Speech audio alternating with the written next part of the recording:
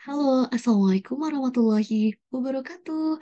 Adik-adik, dimanapun adik-adik berada, Alhamdulillah pada kesempatan kali ini, Kak Neneng dari Komunitas Muda Berbakat akan membahas ya mengenai soal-soal tryout yang sudah dilaksanakan oleh adik-adik pada minggu lalu, yaitu tryout penilaian akhir semester 1.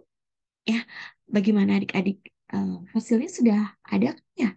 Sudah diberikan melalui WhatsApp dan hari ini kita akan bahas bareng-bareng ya, soal-soalnya, kemudian jawaban yang benar itu seperti apa.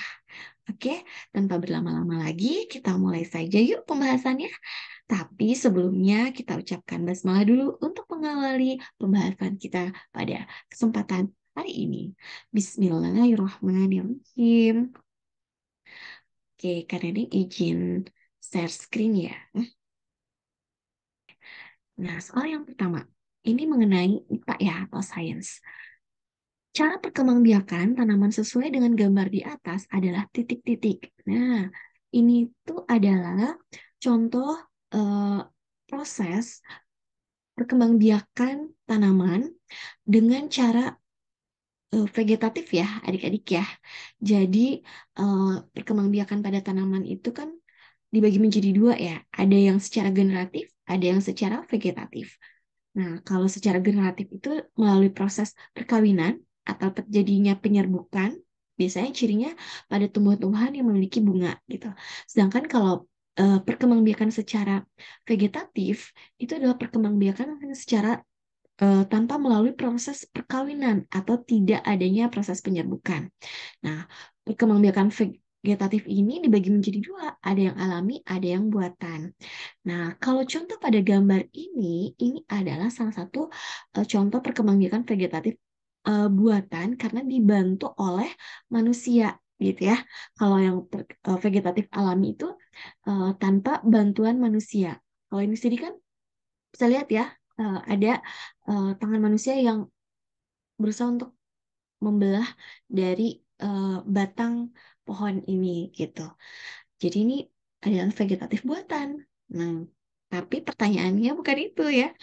Nah, pertanyaannya adalah bagaimana proses cara perkembangbiakan itu yang seperti ini dinamakan apa gitu. Apakah A merunduk, B cangkok, C ekulasi, atau yang D stek? Coba ada yang tahu? Pasti sudah dijawab ya. Waktu itu jawabnya apa nih? Eh, Nah, jawaban yang betulnya ini adalah cara perkembangbiakan tanaman dengan cara stek. Jadi stek itu adalah memotong bagian tanaman ya, mau itu batangnya, mau itu daunnya gitu ya. Eh, jadi bagian dari tanaman atau tumbuhan itu dipotong, kemudian ditanamkan ke tanah tanpa harus menunggu proses eh, tumbuh akar terlebih dahulu gitu ya. Nah, kalau yang merunduk ini prosesnya seperti ini ya. Jadi eh, cabang dari tumbuhan itu kita rendahkan, kita rundukan gitu ya, kita rendahkan, kemudian kita tanam eh, apa namanya cabangnya tersebut, kemudian nanti akan tumbuh akar nih di sini. Nah, setelah tumbuh akar kita potong dan tanaman tangkainya itu bisa kita apa namanya tanam menjadi tumbuhan yang bakal calon tumbuhan yang baru gitu ya. Itu cara merunduk gitu. Biasanya yang merunduk itu seperti stroberi, rumput teki, arbe itu bisa biasanya bisa dengan cara merunduk. Kemudian eh, kalau mencangkok, nah ini proses cara mencangkok ya. Jadi batang yang akan kita cangkok, tanaman itu kita kupas terlebih dahulu. Eh, Kemudian dikupas, dibersihkan eh, apa kulit dan kambiumnya, kemudian tutup bagian yang dikupas tersebut dengan tanah ya, yang dibungkus plastik atau sabut kelapa. Setelah itu ikat dengan tali, lalu nanti setelah diikat dengan tali kita siram bagian yang telah ditutup itu agar tetap lembab. Nah nanti kita tunggu nih, setelah beberapa waktu akan muncul akar. Kemudian setelah muncul akar, baru kita potong batangnya ini, lalu kita tanamkan ke tanah. Itu yang disebut dengan proses mencangkok. ya. Kemudian kalau okulasi itu disebut juga menempel ya. Jadi kita menempel eh, mata tunas dari tanaman yang lain ke tanaman induknya yang akan kita apa eh, okulasikan gitu ya. Jadi misalnya kalau adik-adik mau punya pohon buah yang eh, apa namanya rasanya yang manis, kemudian eh, apa, enak gitu ya. Tapi misalkannya tanaman yang pohon mangga punya sendiri itu ternyata kurang manis. Nah, kita bisa mengambil eh, apa mata tunas dari pohon mangga milik orang lain gitu ya, milik siapa teman kita atau tetangga kita gitu ya. Kemudian kita potong mata tunasnya, kita tempelkan ke pohon mangga yang ada di kita gitu ya, yang punya kita gitu. Nah, setelah itu kita eh, dikuliti, kemudian ditempelkan dibersihkan bagian ininya ya, kemudian ditempelkan mata tunasnya, diikat. Nah, nanti akan muncul eh, tunas ataupun cabang dari pohon yang sudah kita okulasikan. Nah, itu seperti itu. Kalau stek tadi ini caranya seperti ini ya.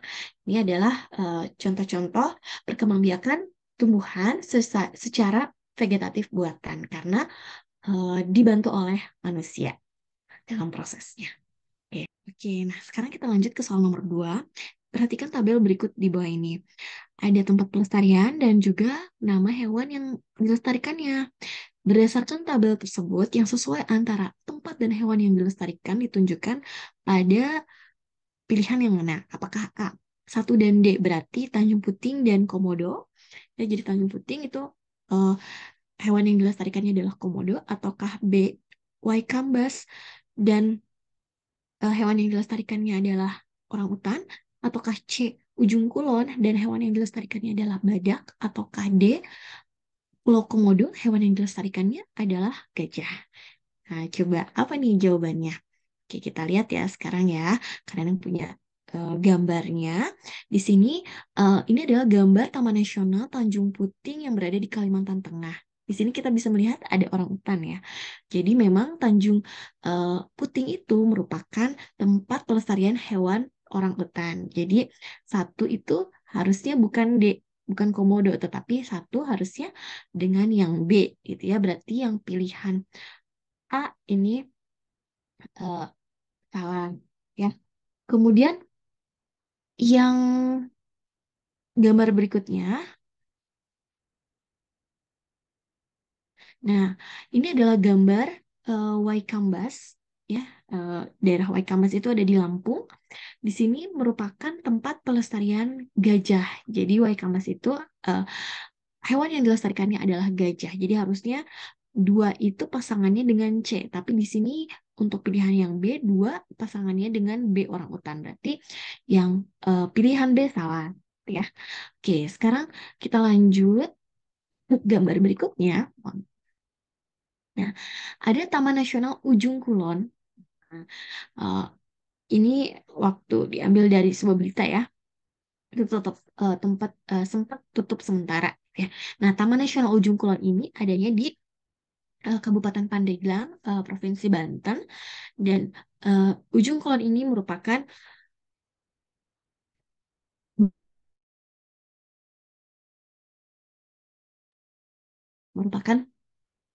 eh, tempat untuk melestarikan hewan badak.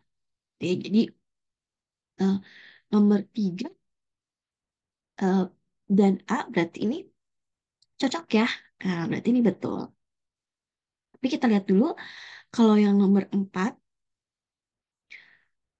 Pulau Komodo ini hewan pelestarian apa yang ada di sini? Nah, ini ya Taman Nasional Komodo itu berada di NTT. Ini adalah di Pulau Komodo tempat untuk melestarikan hewan komodo gitu. Jadi yang ben yang benarnya adalah yang C ya, 3 dan A gitu. Kalau 4 dan C Pulau Komodo dengan orang utan itu salah, harusnya Pulau Komodo dengan komodo. Oke, seperti itu adik-adik soal nomor 2. Kita lanjut ke soal berikutnya, yaitu soal nomor 3. Tumbuhan yang sebagian tubuhnya ada di permukaan air. Akarnya berada di air, memiliki rongga udara dalam batang atau tangkai daun. Daun yang muncul ke permukaan air merupakan jenis tumbuhan apa? Jadi tumbuhan itu ada macam-macam ya. Ada tumbuhan yang biasanya hidup di air, ada tumbuhan yang biasanya hidup di daerah kering, atau ada juga tumbuhan yang biasanya hidup di daerah yang lembab. Nah, kalau dari ciri-cirinya kita bisa melihat ini tumbuhannya ini berada di permukaan air, berarti hidupnya di air. Nah, apa nih tumbuhan yang hidupnya di air? Yaitu tumbuhan yang A ya, yang C, mohon maaf, C hidrofit. Jadi hidrofit itu adalah tumbuhan yang hidupnya di air. Nah, contohnya bisa kita lihat di sini ada kangkung, eceng gondok, teratai, tanaman bakau, kiambang gitu ya. Itu hidupnya di air. Kemudian kalau tumbuhan higrofit itu adalah tumbuhan yang hidup di daerah-daerah lembab. Contohnya tumbuhan paku, lumut, dedalu, kemunting, dan juga daun ungu. Kemudian ada juga tumbuhan xerophyt, yaitu tumbuhan yang hidupnya di daerah kering. Jadi walaupun kurang air, mereka masih tetap hidup gitu ya. Apa saja contoh tumbuhannya? Ada kaktus, lili gurun, lidah buaya, setawar, dan juga pohon kurma. Ya, jadi ini adalah contoh-contoh tanaman-tanaman hidrofit, higrofit, dan juga xerophyt. Seperti itu. Oke, sekarang kita lanjut ke soal nomor 4. Nah, perhatikan tabel berikut ini. Pasangan yang tepat antara hewan dan cara adaptasinya dari tabel di bawah ini adalah yang mana yang betul gitu ya. Di sini ada hewan, di sini ada cara adaptasinya. Oke, kita lihat ke pilihan yang pertama yang A. Satu dan A. Berarti kelelawar dengan kamuflase dan eh, 4 dan D. 4 dan D itu berarti bunglon dan ekolokasi. Apakah betul kelelawar cara adaptasinya kamuflase, kemudian bunglon dengan ekolokasi? Tidak ya. Oke, karena kelelawar itu sebetulnya dia eh, apa kemampuan adaptasinya itu dengan ekolokasi gitu ya. Jadi harusnya kelelawar itu ini nih, ekolokasi. Jadi ekolokasi itu adalah kemampuan kelelawar untuk bisa melihat di daerah apa yang gelap gitu ya pada saat malam hari eh, untuk mencari makanannya gitu. Jadi meskipun gelap, kelelawar itu pada malam hari dia bisa mencari makanannya gitu dengan kemampuan ekolokasi.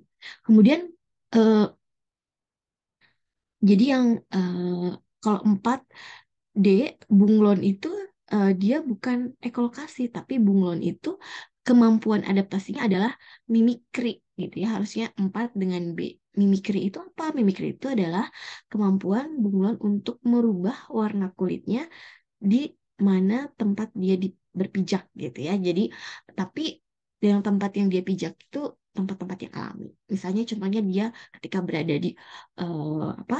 Berada di daun, dia warnanya hijau gitu ya. Tapi kalau misalnya dia berada di ranting pohon atau di dahan pohon yang berwarna coklat, maka eh, kulitnya itu akan berubah menjadi kecoklatan seperti itu. Itu yang disebut dengan mimikri.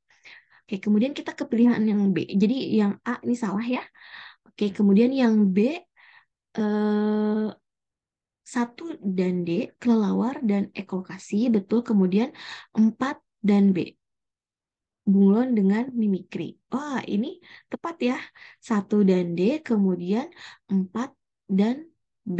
Jadi eh, kelelawar itu kemampuannya ekolokasi, kemudian bunglon itu mimikri. Jadi ini jawaban yang tepatnya. Tapi kita apa simpan dulu, kita bahas dulu yang lainnya. Ini kalau yang C 2 dan D cicak dan ekolokasi. Nah, cicak itu salah, bukan ekolokasi ya. Tapi cicak itu kemampuannya adalah autotomi. Nah, apa itu autotomi? Autotomi itu adalah kemampuan cicak untuk bisa memutuskan ekornya pada saat dia bertemu dengan musuh. Jadi eh, meskipun eh, putus ekornya, tapi sebetulnya nanti cicaknya itu bisa tumbuh kembali gitu, ekor yang baru gitu ya. Oke, kemudian kalau 3 dan E, 3 itu ular kobra dan E itu hibernasi. Hmm. Ular kobra itu dia cara adaptasinya dengan mempunyai bisa yang beracun. Jadi ular kobra ini kalau misalnya dia menghadapi musuh gitu ya atau menghadapi mangsanya, dia akan mengeluarkan bisanya yang beracun. Kemudian eh, kalau berarti di sini kalau kobra itu bisa ya dengan bisanya yang beracun, beracun. Kemudian kalau kalajengking, nah di sini kalajengking itu apa? Kalau kalajengking itu dia dengan kemampuan adaptasinya itu memiliki sengat. Nah, jadi memiliki sengatan yang beracun juga, ya. Jadi ini adaptasinya. Kalau kalajengking itu sengat, kalau ular kobra itu dia bisanya yang beracun seperti itu. Kemudian kalau misalnya di sini kan ada ini ya, jadi bisa melihat ada kamuflase dan hibernasi. Nah, kamuflase itu adalah kemampuan hewan itu untuk dia berpindah tempat gitu ya. Dia akan mencari tempat eh, di mana tempatnya itu menyerupai dirinya gitu ya untuk mengelabui musuhnya. Jadi kalau perbedaan antara kamuflase dan mimikri itu, kalau mimikri itu memang bunglonnya bisa merubah warna kulitnya. Kalau pada hewan-hewan yang kamuflase itu dia tidak bisa merubah warna kulitnya. Tapi biasanya hewan-hewan yang berkamuflase itu dia akan sering berada di tempat-tempat yang memang memiliki warna tubuh dengan dirinya. Jadi dia akan berusaha berpindah tempat ke tempat-tempat yang memang warnanya itu sama dengan warna kulit tubuhnya. Tujuannya untuk apa? Misalnya untuk menghindari musuh atau untuk menghindari untuk apa? Mengelabui calon yang akan dimangsanya oleh dia gitu ya. Itu adalah kamuflase. Misalnya nih, contohnya kayak belalang gitu ya, belalang. Belalang itu kan berwarna hijau, dia akan cenderung berada di eh, tempat-tempat eh, seperti dedaunan ya yang berwarna hijau gitu, agar dia eh, tidak terlihat oleh musuhnya. Kalau hibernasi, nah hibernasi itu adalah cara adaptasi dari beruang, ya beruang kutub itu biasanya ketika musim dingin benar-benar dingin gitu ya, dia akan tidur selama beberapa eh, waktu gitu yang cukup lama tanpa makan, tanpa minum gitu. Tapi mereka tuh kuat gitu karena mereka punya cadangan makanan yang ada dalam kulit tubuhnya sendiri gitu. Itu disebut dengan hibernasi. Jadi dia berdiam diri atau tidur yang panjang pada saat musim dingin pada beruang seperti itu. Ya. Jadi untuk soal nomor 4 tadi yang betul itu adalah yang B. 1 dan D, kemudian 4B. Jadi kelelawar dengan eh, ekolokasi kemampuannya, kemudian bunglon dengan kemampuannya mimikri. Oke, seperti itu. Ya, nah ini bisa dilihat ya. Jadi belalang sembah ini kamuflase, mimikri itu bunglon, autotomi cicak, terenggiling itu dia bisa menggulungkan badannya, kemudian cumi-cumi mengeluarkan tinta, mengeluarkan cairan tinta hitam, ya. Kemudian walang sangit itu dia mengeluarkan bau yang menyengat. Oke ya, itu. Sekarang kita selanjut ke soal nomor 5. Di sini contoh rangkaian seri. Nah, manakah gambar yang merupakan rangkaian seri?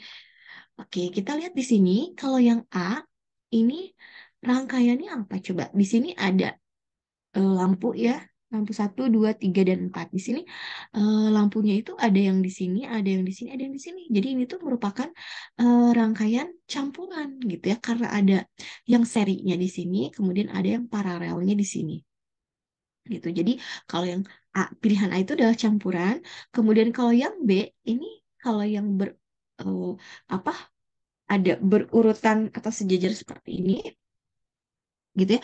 Kalau yang berjajar seperti ini adalah rangkaian paralel. Nah, di sini bisa dilihat ya perbedaan antara rangkaian lampu seri dan paralel.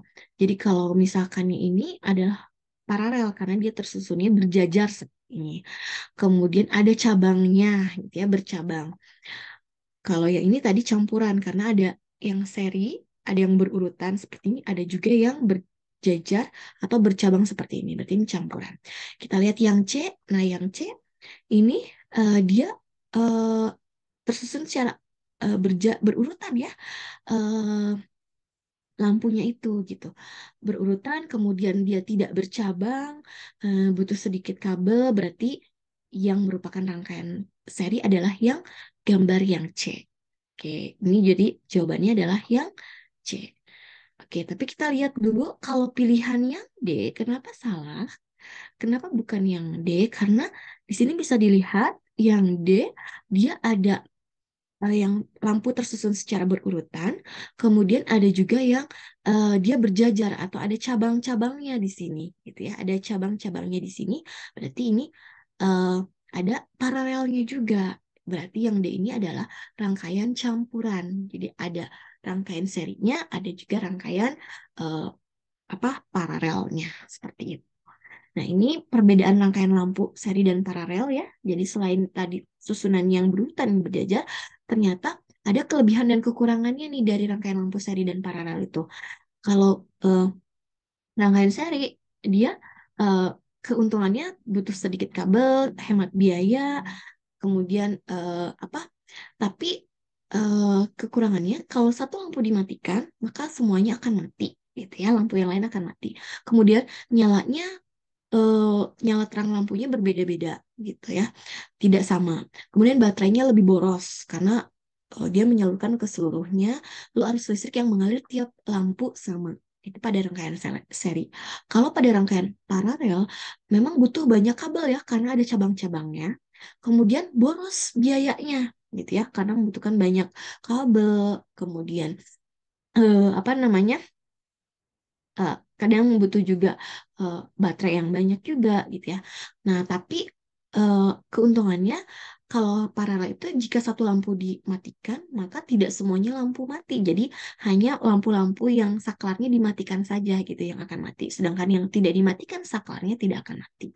Lalu keuntungan yang lain dari rangkaian paralel adalah semua lampu terangnya sama dan hemat daya baterai. Kemudian arus listrik yang mengalir tiap lampu itu berbeda-beda ya. Jadi eh, perbedaan rangkaian baterai kalau ini rangkaian lampu kalau pada baterai seri dan paralel perbedaannya kalau rangkaian baterai yang disusun seri itu daya listriknya lebih besar, daya listrik cepat habis dan kapasitas arus listriknya kecil, sedangkan kalau pada rangkaian baterai yang paralel daya listriknya lebih kecil, baterai tahan lama, kemudian kapasitas arus listriknya lebih besar. Itu ya, ini contoh dari rangkaian seri itu. Jadi jawabannya tadi adalah yang C gitu. Oke, sekarang kita lanjutkan ke soal nomor eh, 6. Tadi soal nomor 5, sekarang kita ke soal nomor 6. Arus listrik. Alat listrik, mohon maaf, alat listrik yang berfungsi menghubungkan dan memutuskan arus listrik adalah titik-titik. Apakah A saklar, B lampu, C bohlam, atau D baterai. Jadi tadi seperti yang sudah kita lihat ya di soal sebelumnya di rangkaian listrik ini ada yang namanya apa? Ada bohlam ini lampunya, kemudian ada kabel-kabel, ada baterai. Nah, yang ini adalah apa namanya?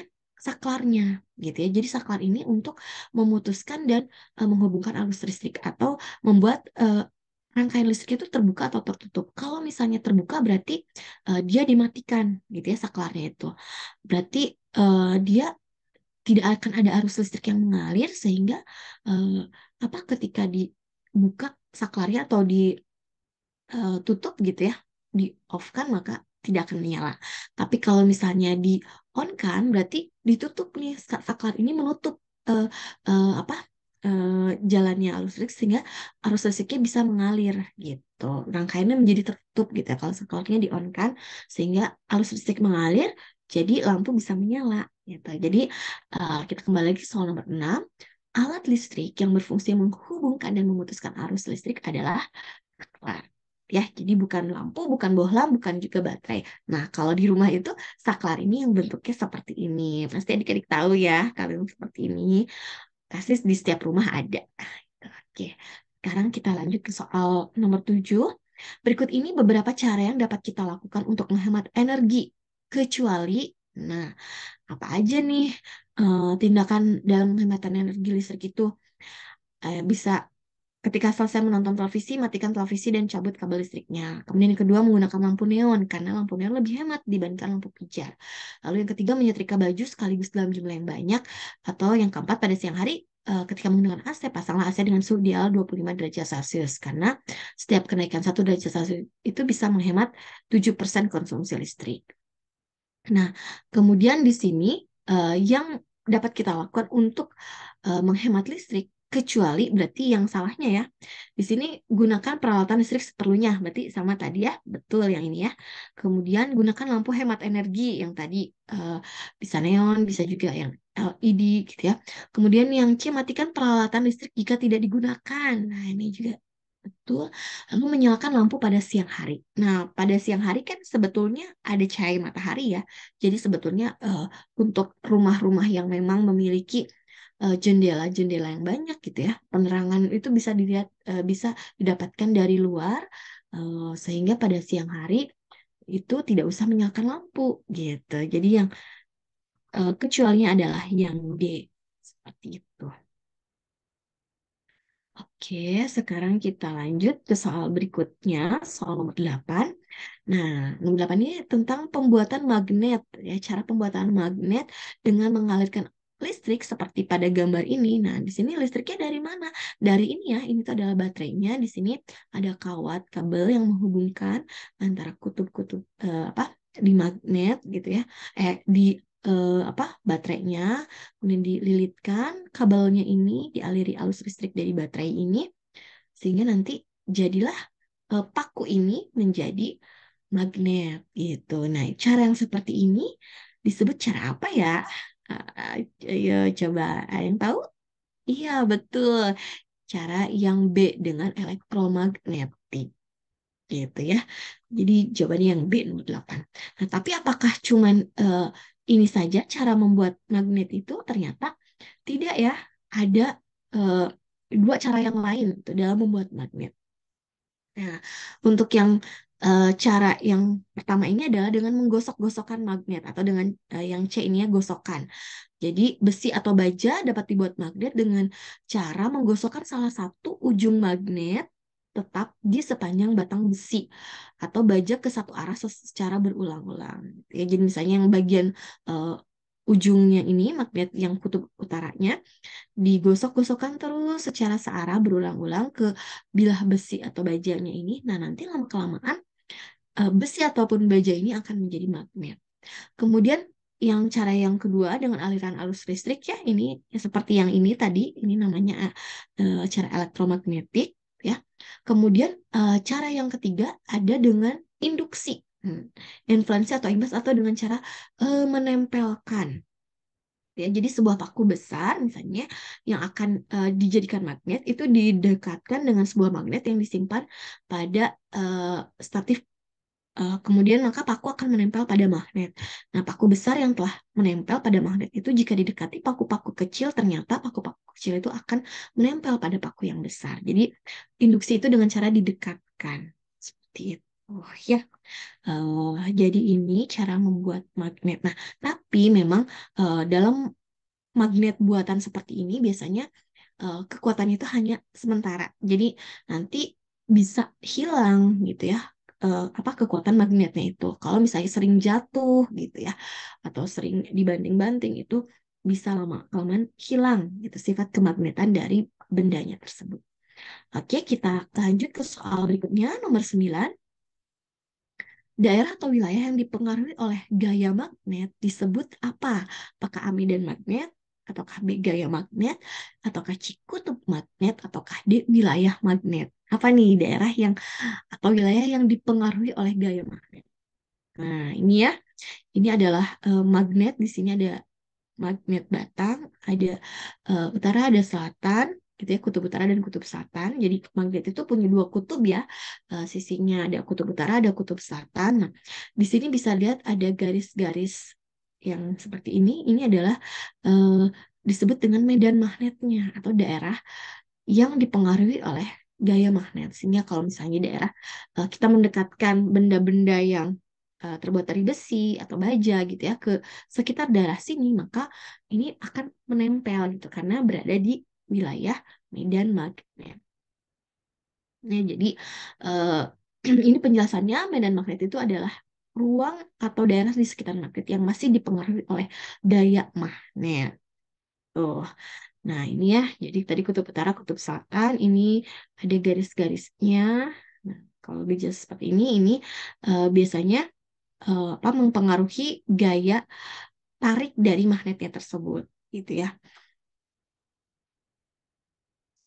Jadi semakin apa gak tempat yang garis-garis magnetnya rapat itu biasanya gaya medan magnetnya kuat, sedangkan garis-garis magnetnya yang renggang seperti ke sini itu berarti medan magnetnya lemah gitu karena mungkin lebih jauh.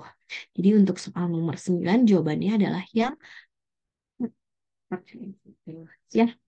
Oke, kita lanjutkan ke soal berikutnya, yaitu soal nomor 10.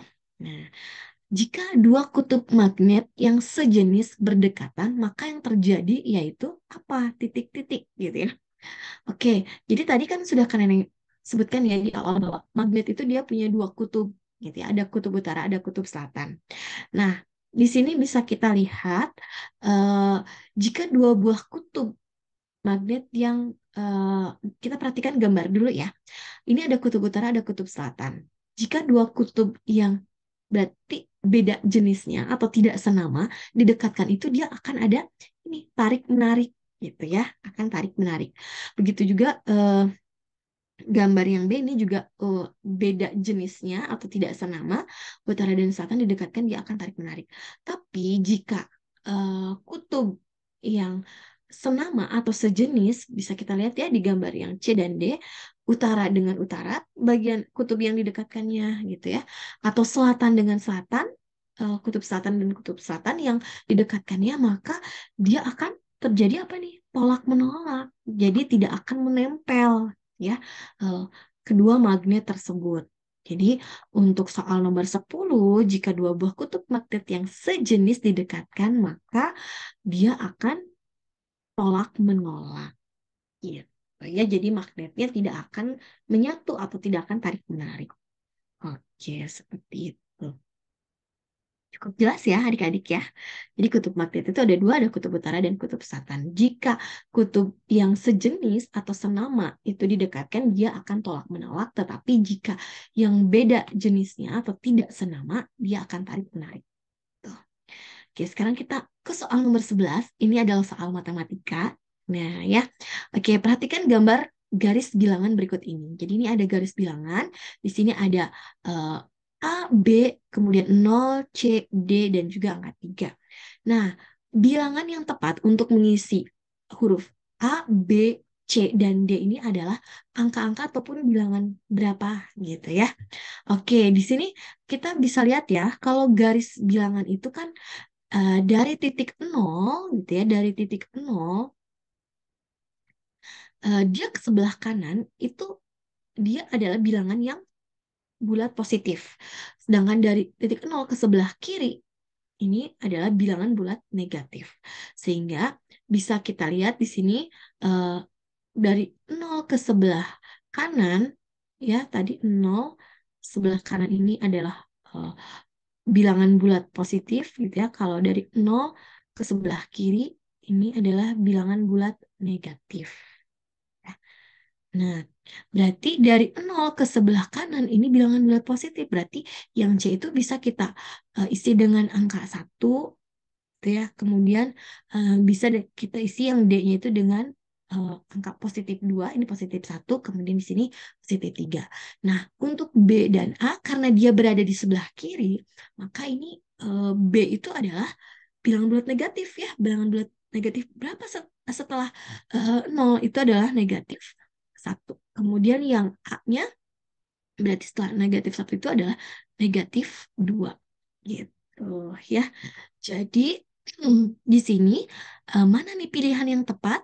A itu berarti negatif 2, B-nya negatif 1, kemudian C-nya 1, dan D-nya 2. Jadi pilihan yang tepat adalah yang C. Ya, negatif 2, negatif 1, 1, dan 2.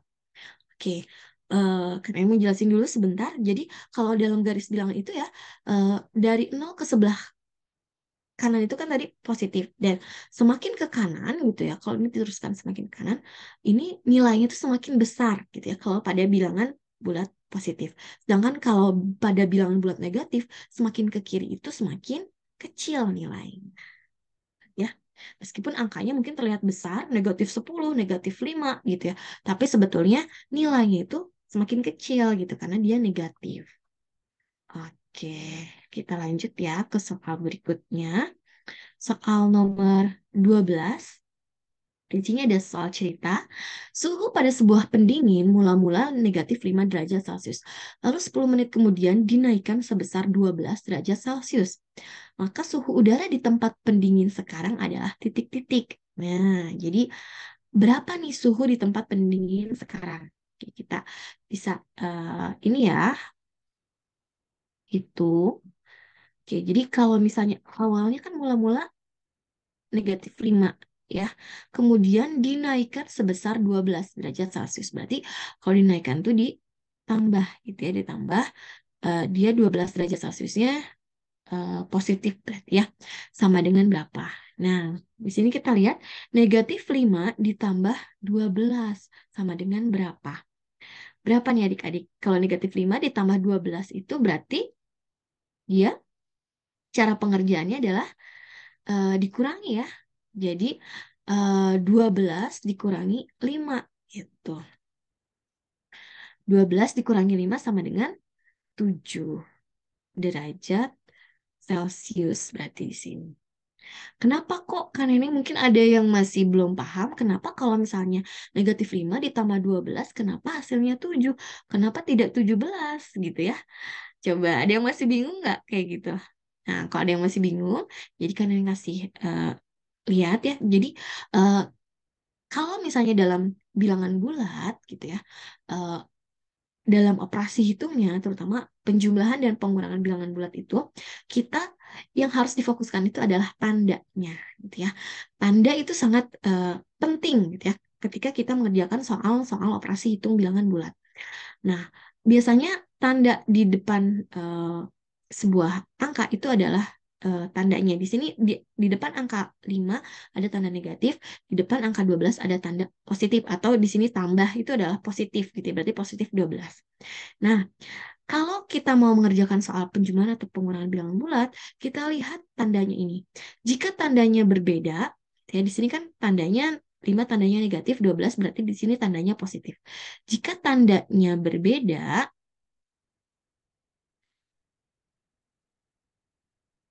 maka cara pengerjaannya itu adalah dengan cara dibagaimanakan?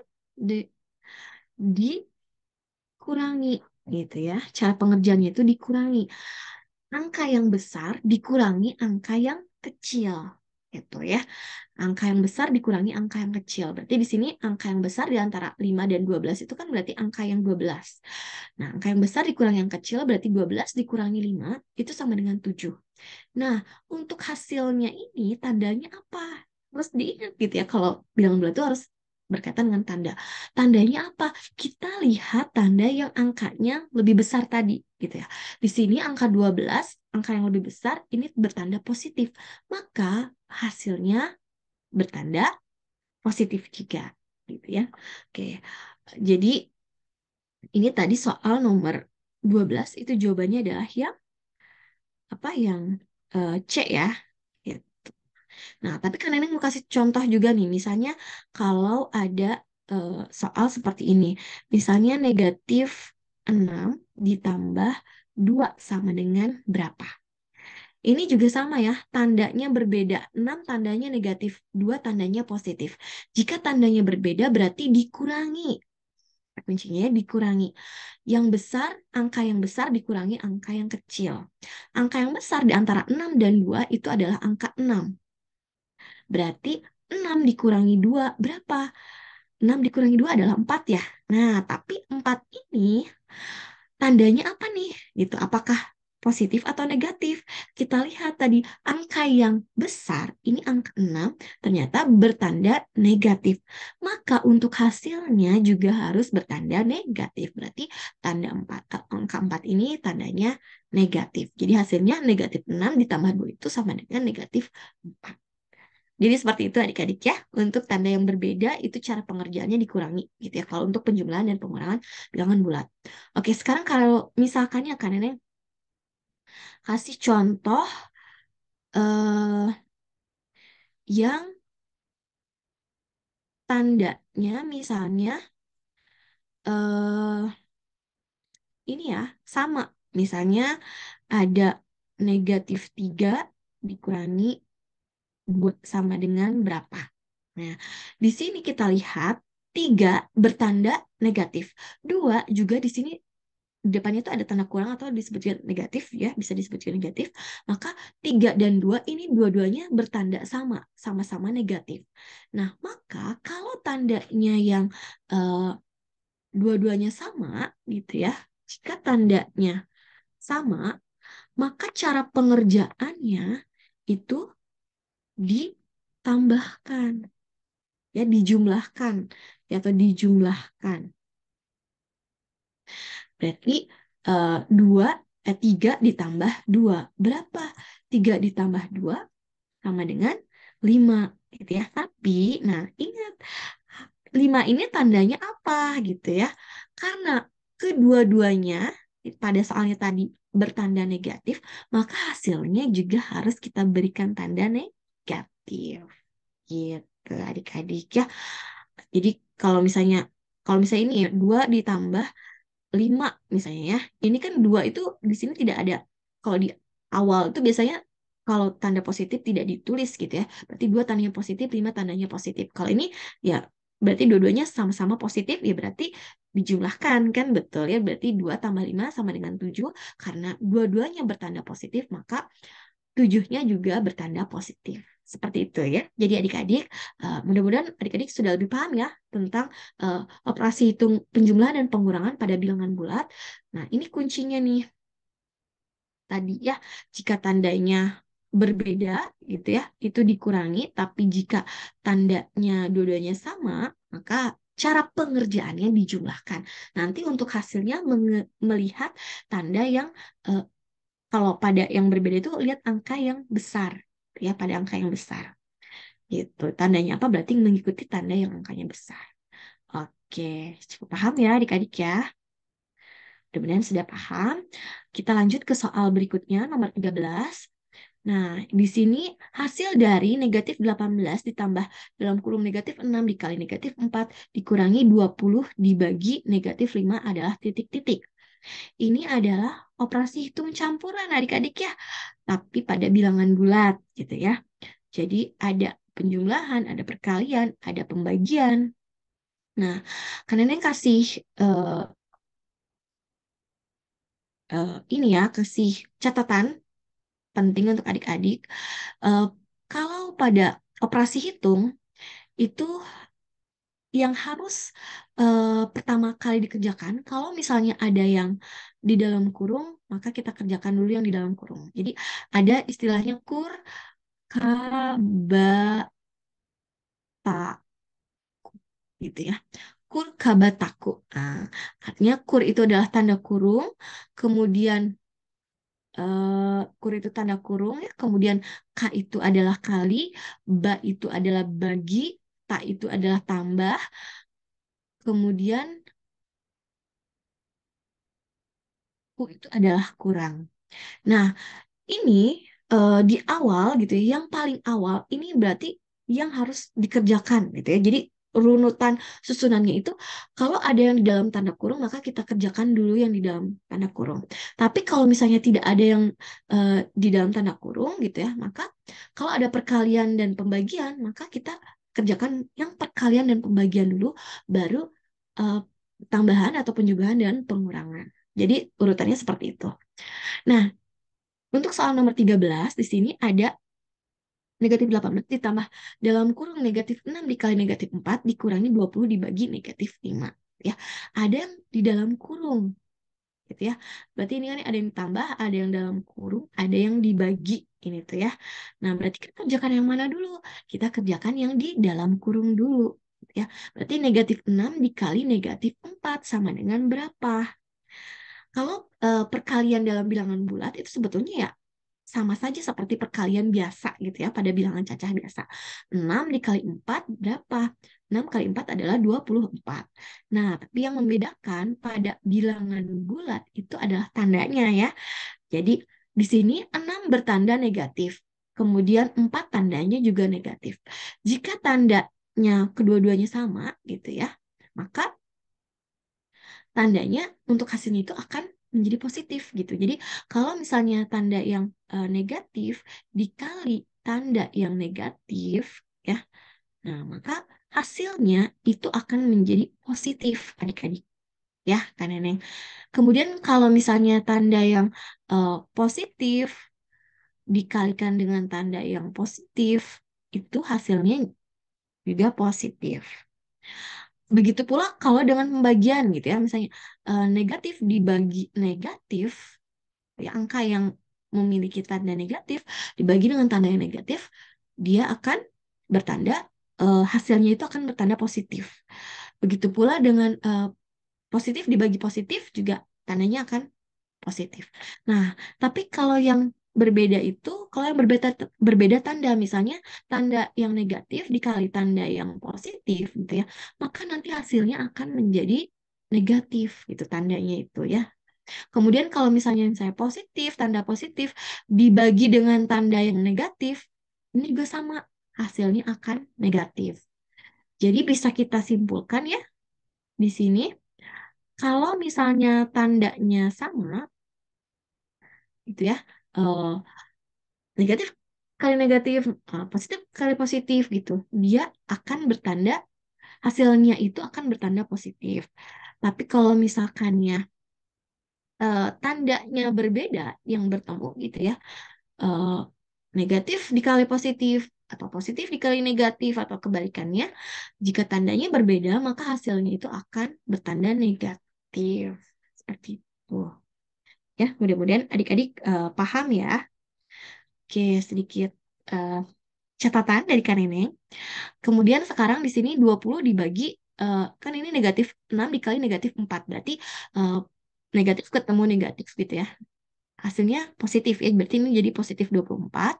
Kemudian, nah sekarang kita kerjakan yang mana dulu nih? Penjumlahan atau pembagian dulu. Nah, seperti tadi susunannya ya. Kalau ada penjumlahan tapi ada pembagian, maka kita kerjakan yang pembagian terlebih dahulu. Jadi di sini negatif 20 dibagi negatif 5 itu sama dengan berapa? 20 aja bagi 5 berapa? 4 ya. Nah, karena di sini negatif dibagi negatif, maka hasilnya jadi positif. Jadi hasilnya itu negatif 20 dibagi negatif 5 adalah positif 4. Ya, baru di sini kita tuliskan lagi negatif 18 ditambah 24 ditambah 4 sama dengan berapa?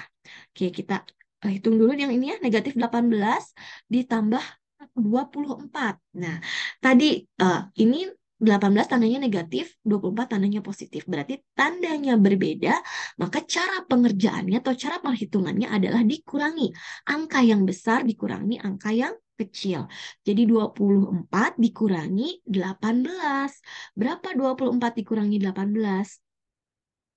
Sama dengan 6 ya, 6. Nah, 6-nya tandanya apa? Positif atau negatif? Kita lihat angka yang besarnya ini 24 bertanda positif, maka hasilnya adalah positif 6 berarti ya.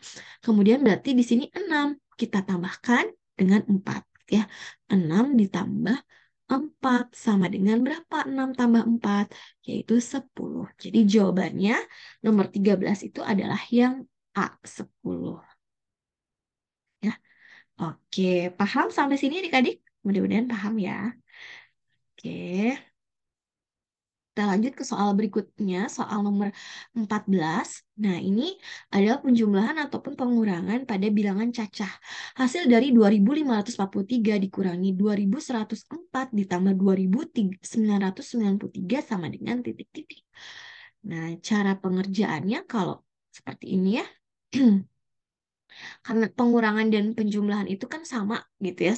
Jadi kalau yang sama, sederajat gitu ya. Artinya tadi kan ada kur, kaba, taku gitu ya. Jadi tambah dan kurang itu sama, maka kita kerjakan dari yang eh, paling awal dulu atau sebelah kiri dulu. Itu yang pertama kali muncul soalnya.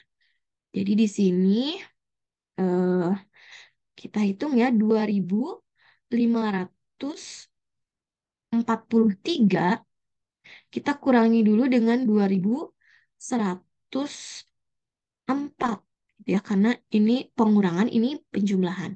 Kita kurangi dulu ini. Nah, di sini perhitungannya pasti ya selalu dimulai dari yang paling akhir gitu ya, atau yang bernilai satuan. 3 dikurangi 4, 3 kurangi 4, bisa nggak adik-adik? Nggak bisa ya, karena 3 ini kurang, lebih kecil daripada 4. Sehingga harus pinjem dari sini nih. Pinjem dari angka 4 gitu ya. Dari puluhan. Di sini pinjam 1, ini jadi 13 gitu ya. Jadi tambah 10 kan jadi 13, ini jadi 3 gitu ya. Karena tadi sudah dipinjam 1. Jadi 13 dikurangi 4 itu sama dengan berapa? 9 ya, 9. Kemudian tadi ini 4 sudah dipinjam 1, jadi ini tinggal 3 ya. 3 dikurangi 0 sama dengan 3. Kemudian 5 dikurangi 1, 4. Lalu 2 dikurangi 2, 0 gitu ya. Tapi kalau di depan 0 tidak usah ditulis. Jadi 2543 dikurangi 2104 itu adalah 439. Kemudian ditambah 2993. Nah, bisa kita langsung tulis di sini aja ya, tapi penulisannya di mana? Nah, 2000-nya di sini karena dia ribuan, kemudian yang 900-nya di sini di bawah angka 4 karena ratusan dengan ratusan gitu ya. 93-nya ditulis di sini karena menyesuaikan dengan ininya ya, apa namanya, nilai tempatnya. Ini dijumlahkan 9 ditambah 3 adalah berapa? 12. Duanya simpan sini, satunya simpan atas, 1 tambah 3, 4, 4 tambah 9, 13, tiganya simpan sini, satunya simpan atas, 1 tambah 4, 5, 5 tambah 4, 5 tambah 9, sama dengan 14, berarti 4-nya simpan sini, satunya simpan atas, 1 tambah 2, 3. Jadi jawabannya adalah 3432 yang B, gitu ya. Oke, mudah ya. Kalau ini tinggal yaitu kalau pengurangan ataupun penjumlahan dalam bilangan caca ini kita harus sejajarkan nilai tempatnya gitu ya. Kemudian kalau tidak bisa apa dikurangi, maka kita pinjam dari angka yang ada di depannya. Oke, kita lanjut ke soal berikutnya ya, nomor 15. Hasil dari 1,3 dikali 2,4. Oke, kita langsung hitung saja ya. Ini adalah pecahan desimal ya. 1,3 dikali 2,4. Kita susun ke bawah perkaliannya. Kalikan, maka mana yang harus kita kalikan terlebih dahulu? Itu 4 dikali 3 dulu. 4 kali 3, 12 ya. 2-nya simpan sini, satunya simpan atas. Kemudian 4 kali 1, 4, 4 tambah 1, 5. Lalu 2 kali 3, 6. Kemudian 2 kali 1, 2. Nah, kita jumlahkan 2. Kemudian 5 tambah 6, 11 ya. Satunya simpan sini, satunya simpan atas. Kemudian 1 tambah 2, 3. 312. Nah, tapi apakah jawabannya 312? Tidak ya, karena di sini ada koma. Di belakang koma, di sini ada angka 1. Ada satu angka. Kemudian di sini, di yang 2,4 itu, di belakang komanya ada satu angka. Berarti untuk jawabannya, ini harus eh, di belakang komanya satu, ini di belakang komanya satu. Berarti jadi ada dua ya. Jadi kita harus menuliskan komanya itu di belakangnya itu harus ada dua angka. Berarti di sini satu, dua. Nah, berarti di sini nih angka komanya harus ditulis di belakang angka 3 gitu. Karena biar ada dua angka ya di belakang komanya. Dari mana dua angka dari belakang koma itu? Dari sini ya. Di sini ada satu, di sini ada satu, di belakang komanya berarti kita jumlahkan dua.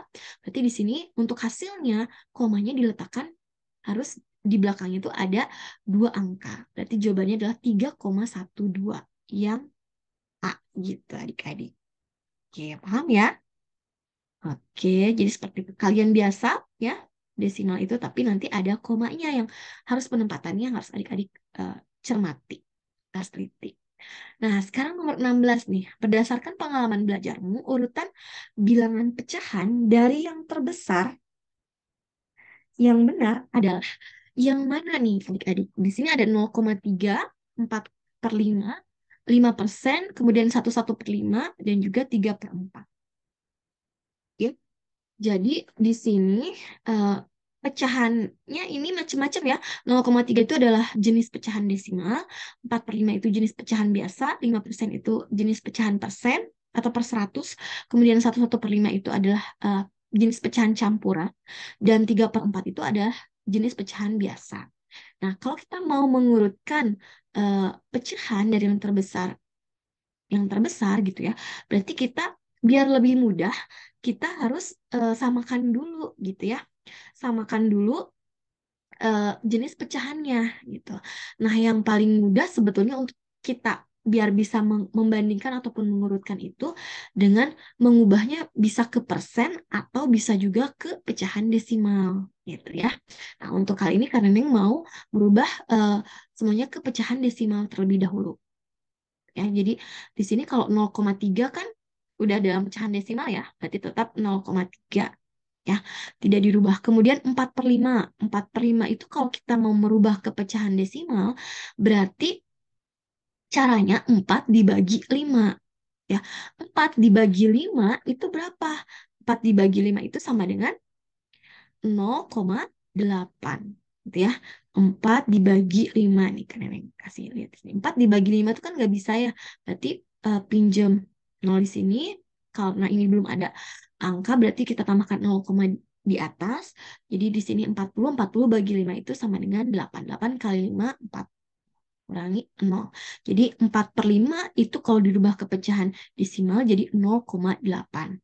Kemudian yang 5%. 5% itu kan sama dengan 5/100. Berarti artinya 5 dibagi 100. Berapa 5 dibagi 100?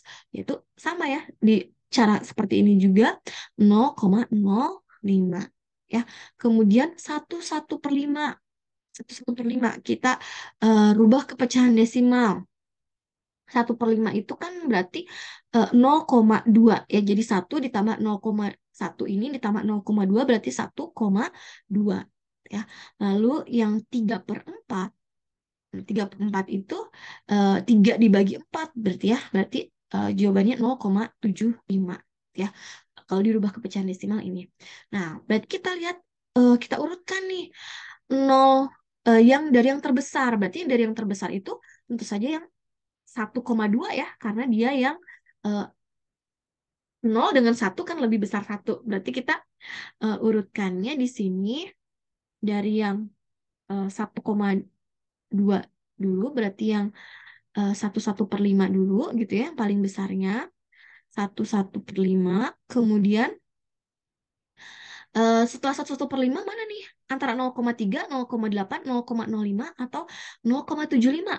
Nah, yang lebih besar di antara keempat ini. Yang mana? Yaitu yang 0,8. Jadi setelah 0, itu ada angka 8, berarti dia yang lebih besar ya. 0,8 itu berarti kita tulis yang 4/5-nya. Ya. Kemudian setelah 0,8, ini ya, ini udah kita kasih tanda. Antara 0,3, 0,05 dengan 0,75, mana yang lebih besar?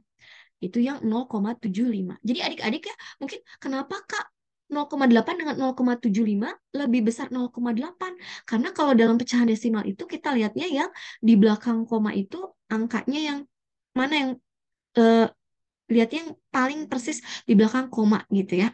Di sini angka 8, di sini yang dilihatnya itu angka 7-nya. Jadi bukan 75 di sini tapi 75, 0,75. Jadi yang lebih besar yang angka 0,8 ini tadi ya, baru yang 0,75. Berarti kita tulis 0,75 itu kembali lagi ke bentuk yang awalnya yaitu 3/4 gitu ya. Kemudian setelah itu di antara 0,3 dengan 0,05 adalah yang 0,3 ya. Karena kalau 0,05 itu di belakang komanya itu 0, berarti lebih besar yang 0,3. Kemudian baru yang 0,05 yang paling kecil, berarti yang terakhir itu yang paling kecil ya. Kembali ke bentuk asalnya yang kita tulis yaitu 5 Jadi mana nih yang sama? 1/1/5, 4/5, 3/4, 0,3, dan 5%. Berarti jawabannya yang ini ya, yang C, pilihan yang C. Seperti itu adik-adik. Oke. Sekarang, eh mohon maaf kita jeda dulu ya karena ada azan.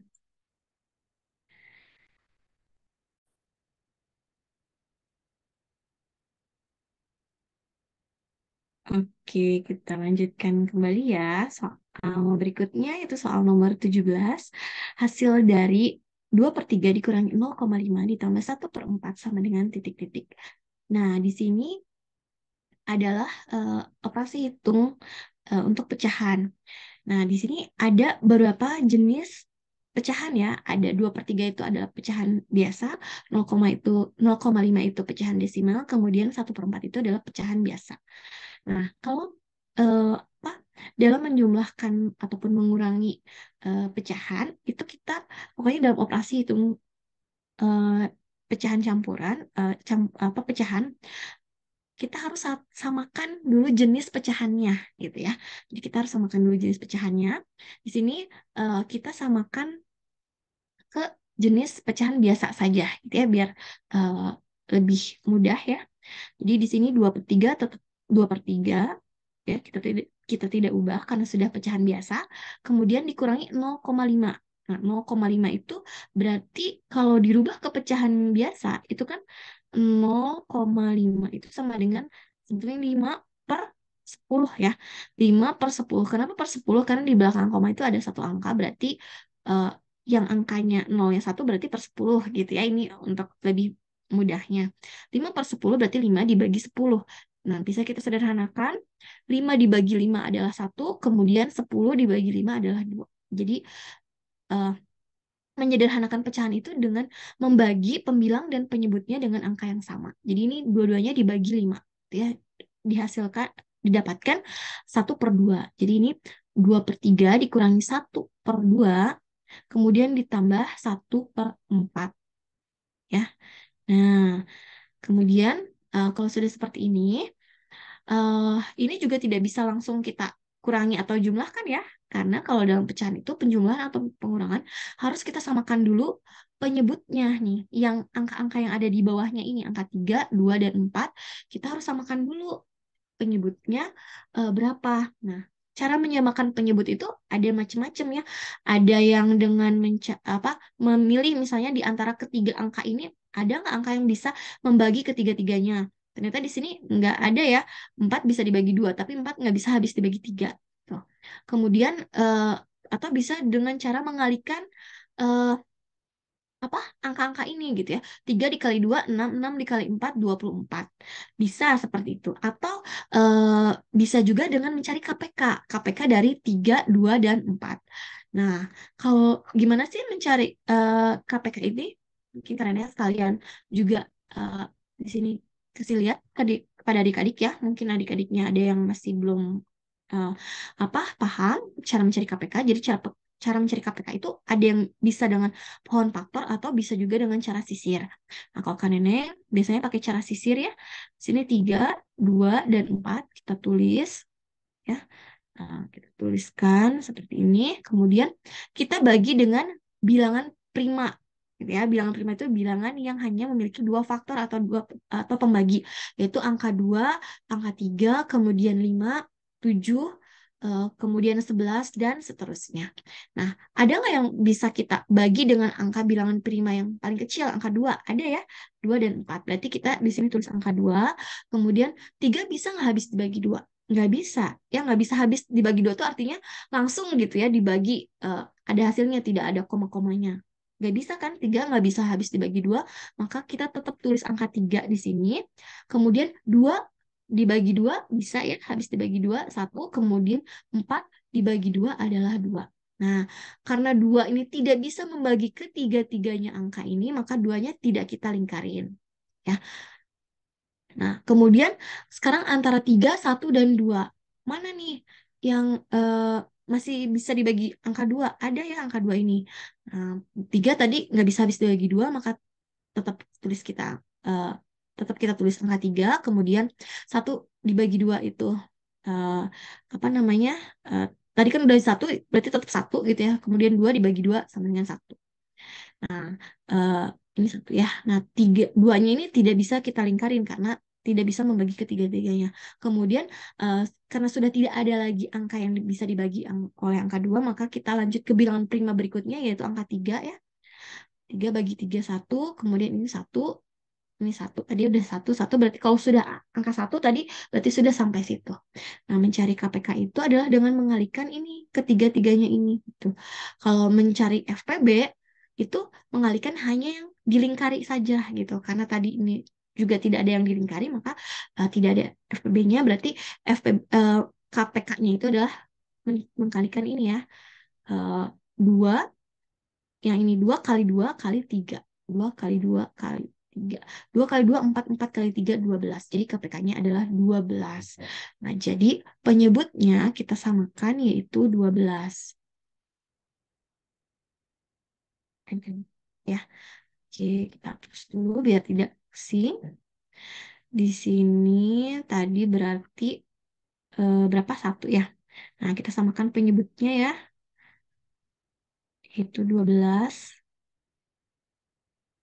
Oke, berarti di sini 12 dibagi 3 adalah 4. 4 kali 2, 8. Berarti 8 tulis di sini. Kemudian yang untuk yang di sini kita hitung dari mana? Dari sini. 12 dibagi 2 sama dengan 6. 6 kali 1, 6. Kemudian 12 dibagi 4, 3. 3 kali 1, 3. Jadi baru setelah sama penyebutnya seperti ini gitu ya, setelah kita perbaiki yang atasnya juga, ubah yang atasnya juga karena kan berpengaruh ya, eh, penyamaan penyebut itu dengan pengaruh dengan yang di atasnya. Ini maka kita baru bisa setelah sama seperti ini kita bisa hitung gitu. 8 dikurangi 6 itu kan 2. 2 ditambah 3 sama dengan 5. Jadi jawabannya adalah 5 per 12 gitu. Jadi jawabannya yang D, 5 per 12. Seperti itu adik-adik. Mudahan ya. Oke, jadi kita tinggal samakan dulu penyebutnya. Tadi caranya ada beberapa macam ya yang sudah kalian sebutkan. Kalau ini tadi dengan mencari KPK-nya gitu. Oke, kita lanjut ke soal berikutnya nomor 18. Nah, ini mengenai lingkaran ya. Daerah pada lingkaran yang dibatasi oleh sebuah busur dan tali busur disebut titik-titik. Nah, berarti kita harus lihat dulu unsur-unsur pada lingkaran. Jadi, kalau sebuah lingkaran itu ada yang namanya titik O. Di sini itu adalah disebutnya titik pusat, ya. Kemudian ada garis yang apa melintasi titik pusat tadi ya, titik O ini. Garis A B, di sini kita kasih titik A, kasih titik B, lalu kemudian kita tarik garis gitu ya, sehingga garis A B yang melintasi titik O atau titik pusat ini itu disebutnya diameter gitu ya. Jadi garis A B ini disebutnya diameter. Kemudian kalau garis dari titik pusat ke titik B gitu ya. Jadi dari sini ke sini, kemudian dari titik O ke titik A, garis dari titik O ke titik A, ini disebutnya adalah jari-jari. Kemudian dari titik O ke titik C juga sama, ini dinamakan jari-jari. Jadi jari-jari itu adalah setengah dari diameternya. Kemudian selain ada diameter, ada jari-jari, ada titik pusat. Nah, kemudian ada juga di sini yang namanya busur ya. Jadi busur itu adalah garis lengkung nih, garis lengkung di antara di luar lingkaran, garis lengkung ini yang hubungan antara titik A dengan titik C ini disebutnya garis busur atau disebut tali busur ya. Disebutnya apa? Disebutnya busur. Mohon maaf, busur. Nah, ini AC ini busur. Kemudian kalau garis yang ada di dalamnya, garis yang bukan lengkungnya ya. Kalau garis lengkung yang tadi ini disebutnya busur. Nah, kalau garis A titik C di sini kan ada ya. Garis yang tegasnya ini, itu yang lurusnya ini. Garis AC ini disebutnya adalah tali busur. Nah, daerah kuning di sini yang tadi ya dibatasi oleh sebuah busur dan tali busur. Nah, tadi busur AC, kemudian tali busur AC ini dinamakan tembereng gitu ya. Jadi daerah yang dibatasi oleh busur dan tali busur itu disebutnya tembereng. Jadi soal nomor 18 itu adalah yang D jawabannya ya, tembereng. Tapi kita lihat lagi, kalau yang daerah yang merah itu apa sih? Daerah yang merah itu adalah namanya juring. Nah, kalau juring apa? Juring itu adalah sebuah daerah yang dibatasi oleh sama dia oleh busur ya, tapi busurnya busur BC di sini dan juga oleh dua buah jari-jari. Tadi kan OB dan OC ini adalah garis yang disebut dengan jari-jari. Jadi kalau juring itu ini yang berwarna merah itu adalah sebuah daerah yang pada lingkaran yang dibatasi oleh busur dan oleh dua buah jari-jari. Yaitu disebut juring. Kalau tembereng ini adalah sebuah daerah pada lingkaran yang dibatasi oleh busur ya. Busur itu adalah garis lengkung ini, garis lengkung AC ini kalau di sini gambar ini dan oleh sebuah tali busur ini. AC ini ya, tali busur yang berwarna kuning ini adalah tembereng. Jadi seperti itu adik-adik ya. Kemudian juga ada apotema. Apotema tuh jadi eh, garis dari titik pusat ke tali busur gitu. Itu sebutnya apotema. Oke, itu ya unsur-unsur pada lingkaran. Kita lanjut lagi ke soal berikutnya nomor 19. Nah, ini tentang perhitungan nih ya, pada lingkaran. Panjang jari-jari sepeda Faiz adalah 21 cm. Jadi jari-jari rodanya ya, sepeda Faiz adalah 21 cm. Maka panjang diameter serta keliling roda sepeda Faiz adalah titik-titik. Jadi eh, di sini ditanyakan diameter serta keliling roda. Nah, kalau kita ketahui tadi ya, kalau yang namanya roda itu kan berbentuknya apa? Lingkaran ya. Berarti di sini eh kalau misalkannya, nah kita lingkaran ya. Nah, ini lingkaran. Jari-jarinya adalah 21 cm. Berarti jari-jari itu kan dari titik pusat ke tepinya ya.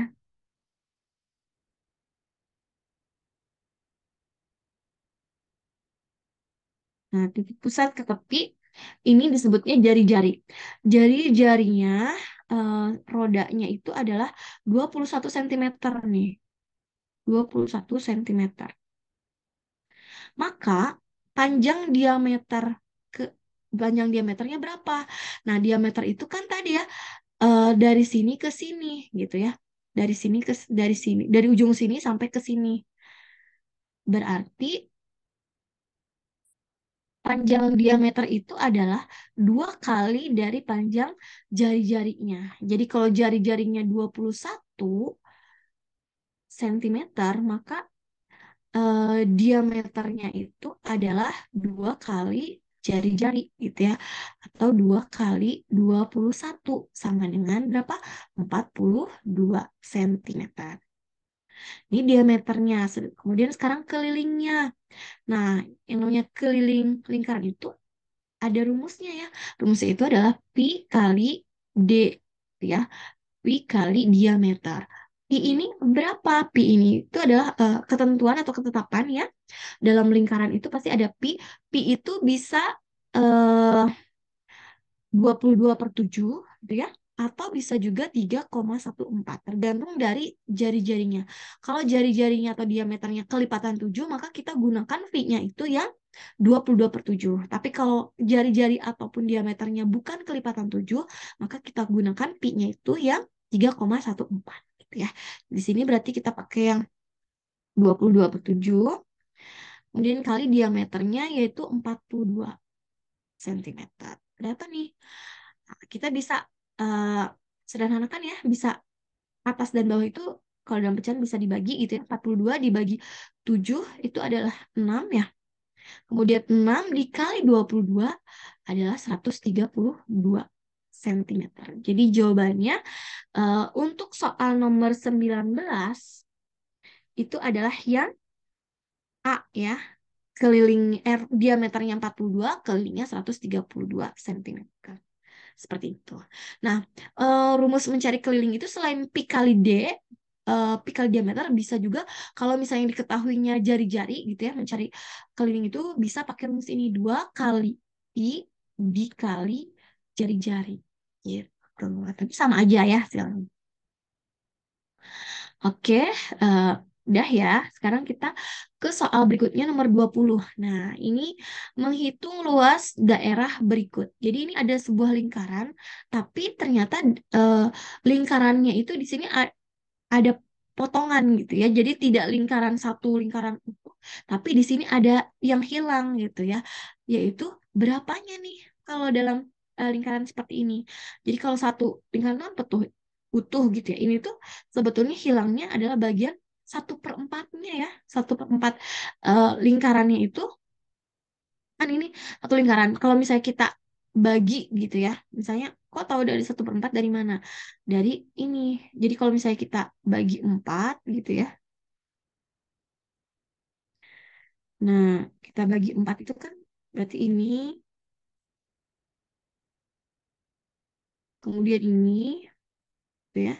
Nah, ini tuh kan dibagi 4. Nah, eh, satu lingkaran itu kalau dibagi 4 berarti ketika dipotong satu bagian ini tuh berarti artinya ini tuh adalah yang hilang itu adalah 1/4-nya. Sedangkan bagian yang masih adanya berarti ini ada 1, 2, 3. Berarti bagian yang masih adanya itu adalah 3/4-nya. Ya.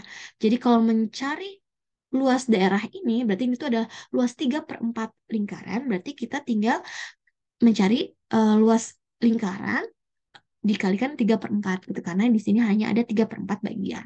Ya, atau bisa kita tuliskan nih, karena di sini eh, apa lingkarannya itu jari-jarinya 14 cm. Berarti eh, kita rumus luas lingkaran itu adalah pi kali r kuadrat atau kali r kali r gitu ya. Kemudian karena ini hanya ada 3/4 gitu ya, maka kita kalikan dengan 3/4 bagian gitu ya pada lingkarannya. Oke, kita masukkan pi itu bisa tadi ya 22/7 atau 3,14. Karena di sini jari-jarinya ada 14 cm merupakan kelipatan 7, maka kita pi-nya gunakan yang 22/7 ya. Dikali jari-jarinya yang ini ya 14 cm kali 14 kali 14 kemudian dikali 3/4. Tadi ya 3/4 itu dari mana? Dari ini ya, karena dia merupakan 3/4 lingkaran. Nah, kita bisa sederhanakan ya. Bisa kita sederhanakan, yang atas dan bawah itu bisa dibagi, 14 dibagi 7 itu 2 gitu ya. Kemudian 7 bagi 7, 7 bagi 7 1. Kemudian ada yang bisa kita sederhanakan lagi nggak? Bisa ini ya. Ini dengan ini 2 dengan 4. 2 bagi 2 1, kemudian 4 dibagi 2 adalah 2. Jadi di sini tuh eh, 22 kali 1, 22 dikali 14 dikali 3 gitu. Jadi itu 22 kali eh, 14 kali 3 kemudian per ini 1 kali 2 berarti per 2 gitu. Jadi ini juga bisa kita sederhanakan ya. Nah, bisa ada yang kita sederhanakan nih. 22 dengan 2. 22 bagi 2 itu adalah 11. Kemudian 2 bagi 2 1. Jadi ini tuh tinggal kita mengalikan 11 kali 14 kali 3. Ya, 11 kali 3 dulu, 33 kali 14.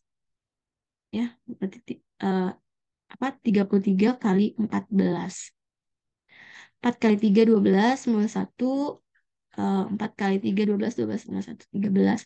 1 kali 3 3, 1 kali 3 jumlahkan 2, 3 tambah 3 6. Ingat ya kalau penulisan setelah apa angka yang itu harus agak menjorok ke sini gitu ya, tidak sejajar di sini.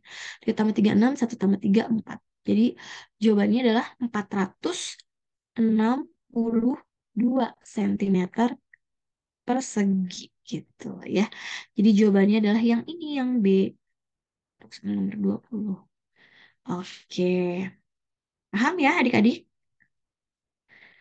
Bisa ya? Oke. Sekarang kita soal berikutnya soal nomor 21. Nah, ini kita mulai ke eh, Kalau ada tentang sila-sila, Pancasila, berarti ini adalah PKN ya. Kita ke soal PKN. Nomor 21 nih.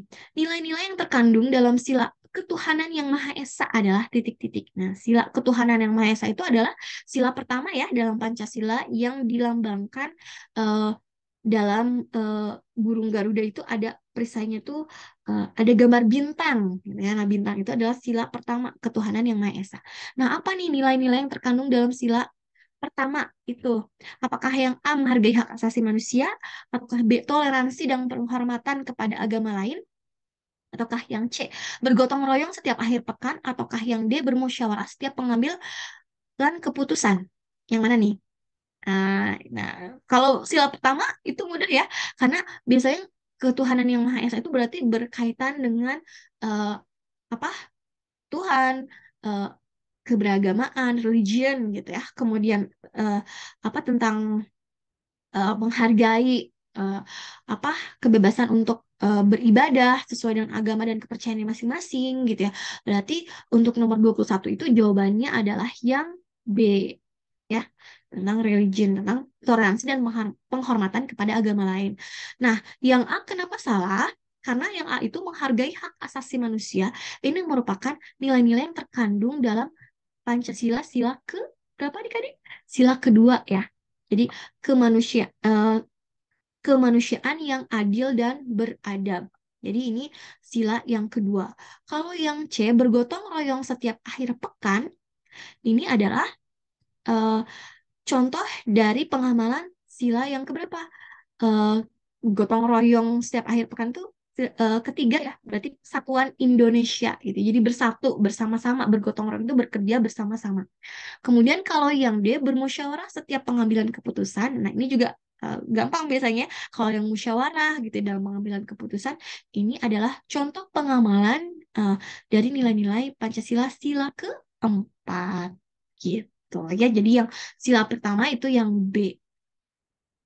Oke, mudah ya. Nah, lalu pengamalan lain dalam Pancasila itu ini ya menjalankan perintah agama, menghormati aturan agama, tidak memaksakan agama kepada orang lain. Oke, kita lanjut ke nomor 22. Di sini perhatikan bentuk kerjasama berikut. Yang pertama ada gotong royong mendirikan pos kamling, yang kedua kerja bakti membersihkan halaman sekolah, yang ketiga kerjasama saat mengerjakan ulangan, ataukah yang keempat kerjasama untuk berbohong pada guru. Nah, bentuk kerjasama yang perlu dikembangkan dalam kehidupan sehari-hari ditunjukkan oleh nomor yang mana nih? Yang perlu dikembangkan ya. Nah, yang perlu dikembangkan. Kalau gotong royong mendirikan pos kambing, betul. Kalau kerja bakti membersihkan halaman sekolah, betul. Kalau kerja sama saat mengerjakan ulangan, itu tidak betul ya. Kalau guru tidak boleh kerja sama. Gitu ya. Kemudian kalau kerja sama berbohong kepada guru, itu juga tidak boleh. Jadi yang betul adalah yang satu dan dua. Yang jawabannya ya. Oke, kita lanjut ke soal berikutnya, yaitu nomor 23. Salah satu contoh hak seorang anak ketika berada di rumah adalah apa? Ya, adalah titik-titik. Nah, apa sih yang dimaksud dengan hak? Adik-adik, mungkin ada yang masih bingung antara hak dan kewajiban. Jadi kalau hak itu adalah segala sesuatu yang memang seharusnya atau mutlak didapatkan oleh setiap orang. Contohnya misalnya adik-adik sebagai seorang siswa itu haknya mendapatkan pengajaran, kemudian mengeluarkan pendapat. Ya, itu hak adik-adik. Kalau misalnya ada sesuatu yang tidak sesuai dengan pendapat adik-adik, boleh adik-adik keluarkan pendapatnya ya, walaupun misalnya berbeda dengan orang lain. Kemudian kalau kewajiban itu adalah segala sesuatu yang harus dilakukan oleh setiap orang dengan penuh rasa tanggung jawab sehingga bisa mendapatkan haknya secara layak. Jadi kalau kita sudah melaksanakan kewajiban, maka kita bisa mendapatkan hak kita gitu. Contohnya, membayar biaya pendidikan sesuai ketentuan.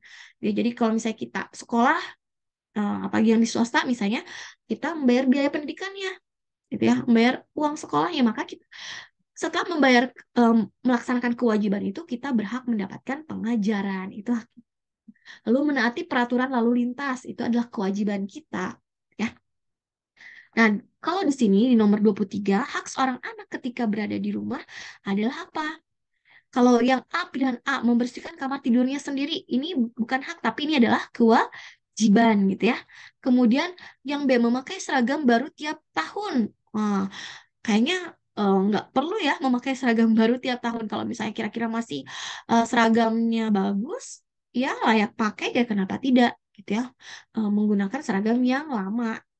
Jadi tidak usah harus seragam baru setiap tahun. Di setiap naik kelas harus seragam baru tidak. Tapi kalau misalnya sudah kekecilan, ya itu baru kita boleh membeli yang baru. Lalu yang C mendapatkan kasih sayang. Nah, ini betul ya mendapatkan kasih sayang dari siapa? Dari orang tua gitu. Kalau yang D belajar dengan rajin ini merupakan kewajiban ya. Jadi nomor 23 itu hak seorang anak ketika berada di rumah dalam mendapatkan kasih sayang. Oke, sekarang kita lanjut ke soal berikutnya, nomor 24. Dampak positif terjadinya globalisasi bagi kelangsungan hidup manusia adalah titik-titik. Nah, apa sih globalisasi itu? Mungkin adik-adik ada yang eh, masih belum tahu gitu ya. Tapi harusnya udah tahu sih ya. Tapi karena ini di sini ingatkan kembali globalisasi itu merupakan proses penyebaran sesuatu secara meluas hingga ke seluruh dunia gitu ya. Nah, pengaruh dari globalisasi itu sangat besar bagi kemajuan teknologi dan kemudahan dalam berbagai hal dalam bidang apa ekonomi, politik gitu ya. Pokoknya globalisasi itu sekarang tuh sudah semakin memudahkan orang. Jadi kalau yang dulu misalnya kita mau ke luar negeri itu butuh waktu yang lama gitu ya karena dulu belum ada pesawat terbang gitu ya. Jadi menggunakan kapal laut itu perlu lama berbulan-bulan gitu. Tapi dengan adanya kemajuan di bidang teknologi transportasi gitu ya, adanya pesawat terbang itu bisa membuat menjadi lebih cepat sehingga ke luar negeri itu bisa dalam hitungan jam atau hitungan hari gitu, tidak sampai berbulan-bulan. Itu salah satu dampak dari globalisasi. Nah, salah satu dampak globalisasi yang lainnya adalah produk asli asal Indonesia itu dapat dikenal dengan lebih mudah oleh orang lain. Sekarang ada internet gitu ya, orang-orang bisa membeli barang dari misalnya dari Amerika, dari Filipina, dari Cina itu dengan menggunakan internet gitu ya di Shopee atau di mana ya di Tokopedia barang-barang dari luar negeri bisa kita beli gitu ya. Itu tapi ada kelebihan dan kekurangannya. Tapi kelebihannya kita pun juga bisa menjual barang kita asal Indonesia ke luar negeri gitu ya dengan lebih mudah. Tidak usah harus kita berangkat ke luar negeri untuk menjualnya ya, tapi dengan kecanggihan teknologi. Nah, berarti di sini kita lihat dampak positif dari terjadinya globalisasi. Kalau yang A, sikap individualisme. Individualisme itu berarti dia apa sendiri gitu ya, pengen sendiri. Eh, itu bukan sikap dampak positif, tapi ini merupakan dampak yang negatif kalau ini ya. Kemudian masuknya barang-barang dari luar negeri.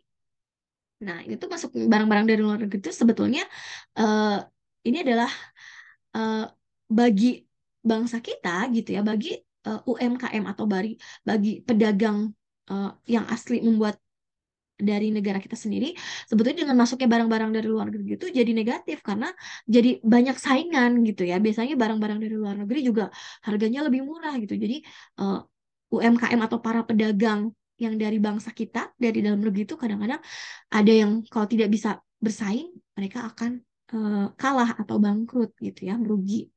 Kemudian kalau yang C ketergantungan dengan negara lain. Nah, ini bisa jadi dampak negatif ya, bukan positif. Kemudian yang D dapat memperkenalkan produk lokal ke luar negeri. Nah, ini baru betul ya. Ini adalah dampak positifnya jadi yang D. Seperti itu adik-adik. Oke, sekarang kita lanjut ke soal berikutnya nomor 25. Berikut ini yang tidak termasuk faktor penting yang menyebabkan keberagaman usaha di masyarakat adalah titik-titik. Mana nih yang tidak termasuk faktor penting yang menyebabkan keberagaman usaha di masyarakat? Apakah A, banyaknya sumber daya alam yang berbeda-beda? Ini termasuk ya, termasuk faktor yang adanya keberagaman usaha di Indonesia, di masyarakat Indonesia. Tingkat pendidikan yang berbeda-beda juga termasuk. Kemampuan penduduk yang berbeda-beda juga termasuk gitu ya. Termasuk faktor penting yang menyebabkan keberagaman karena kemampuan beda-beda, tingkat pendidikan beda-beda, lalu sumber daya alam yang berbeda-beda juga termasuk faktor yang menyebabkan keberagaman usaha. Misalnya kalau di Kalimantan misalnya banyak sumber daya alam pohon misalnya pohon jati, pohon apa sehingga usahanya di sana banyak yang misalnya apa menjadi di perkebunan gitu ya atau kerajinan-kerajinan dari kayu-kayu tersebut. Tapi kalau misalnya di daerah yang sumber daya alamnya misalnya lautan gitu ya, yang ikan seperti itu, maka mereka usahanya masyarakat di sana biasanya lebih banyak nelayan gitu ya. Nah, yang tidak termasuk faktor penting yang menyebabkan keberagaman usaha berarti yang mana? Berarti yang D ya, jumlah makanan dan minuman yang berbeda-beda. Ini mah tidak menjadi pengaruh ya bagi keberagaman usaha di masyarakat Indonesia. Oke, sudah cukup jelas itu ya. Kita lanjut ke nomor 26. Berikut ini yang merupakan latar belakang berdirinya ASEAN adalah persamaan apa? Nah, ASEAN itu apa sih? Gitu ya. ASEAN itu eh, Association of Southeast Asian Nation atau perhimpunan bangsa-bangsa di negara Asia Tenggara. Jadi yang berada di kawasan Asia Tenggara. Ya, jadi benua Asia itu kan ada macam-macam ya.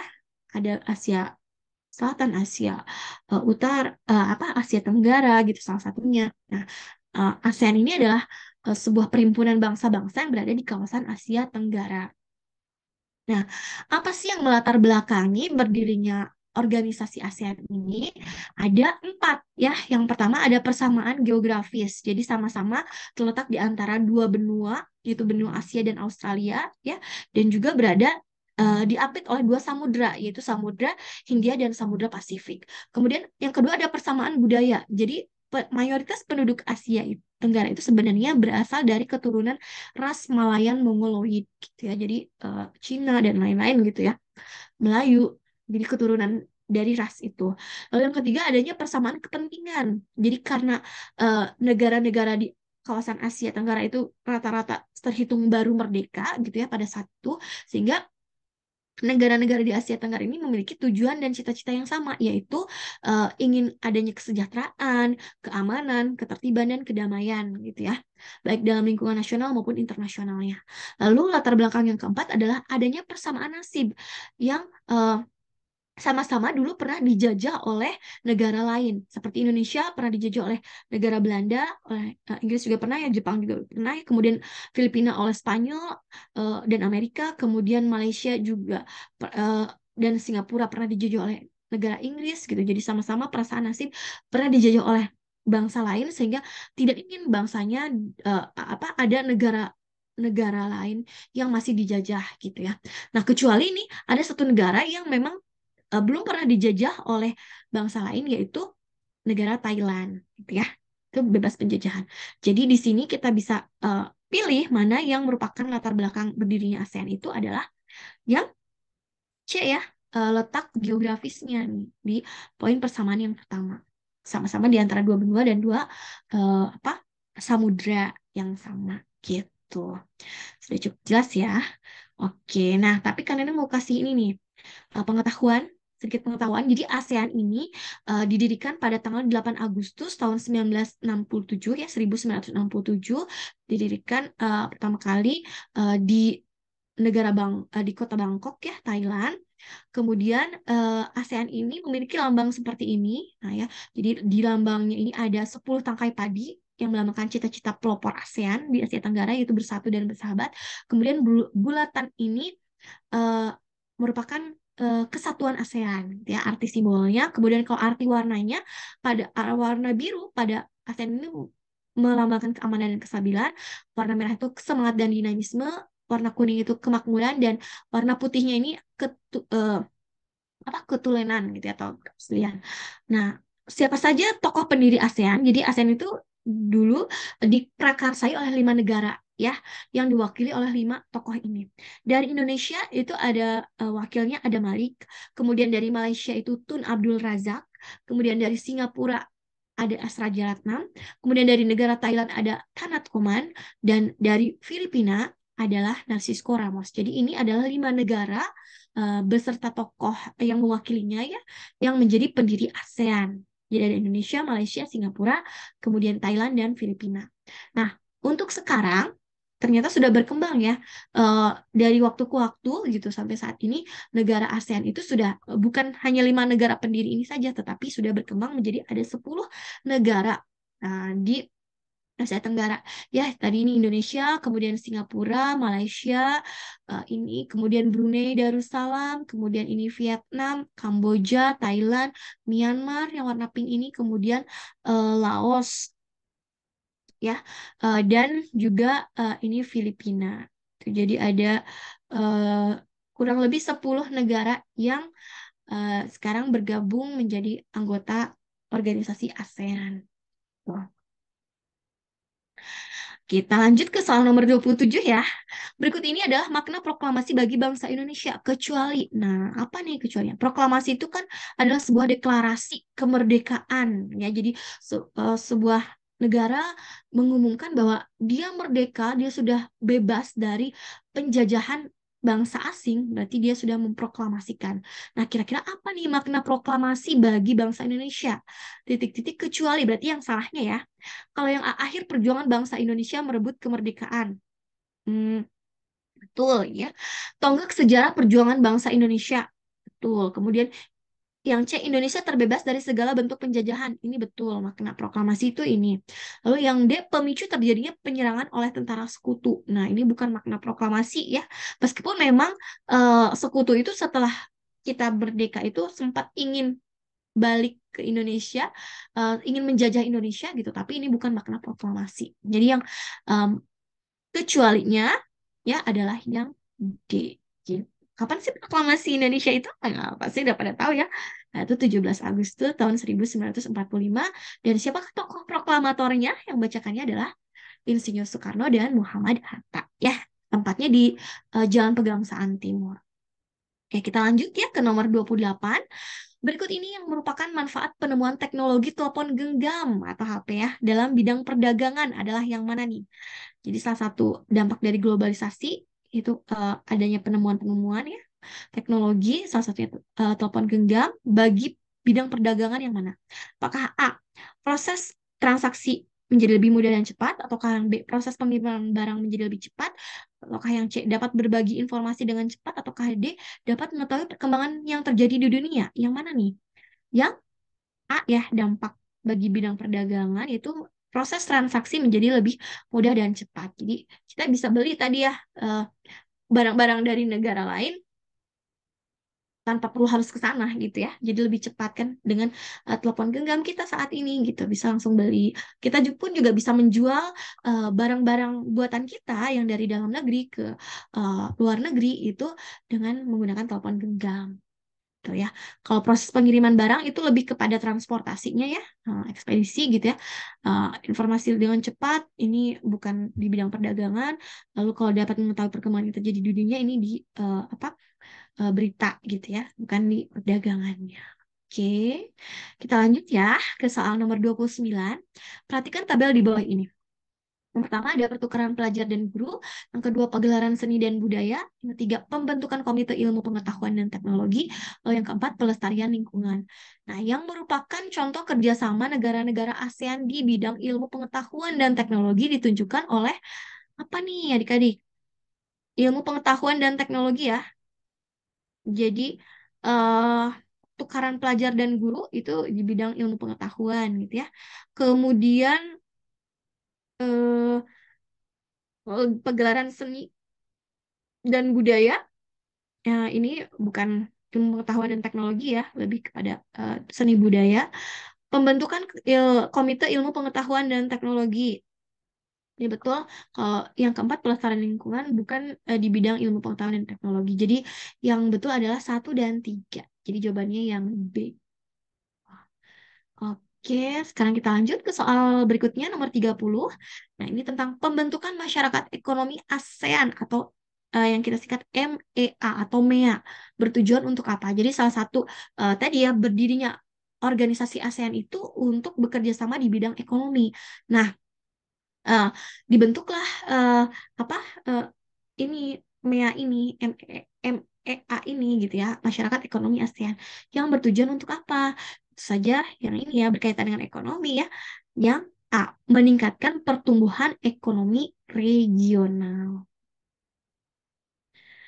Oke, kalau yang B salah, C salah, meningkatkan angka kemiskinan, tentu saja tidak diharapkan ya, mengurangi daya saing kawasan, persaingan ekonomi global, bukan. Jadi jawabannya yang tujuan dari pembentukan masyarakat ekonomi ASEAN adalah A, meningkatkan pertumbuhan ekonomi regional. Jadi biar lebih sejahtera.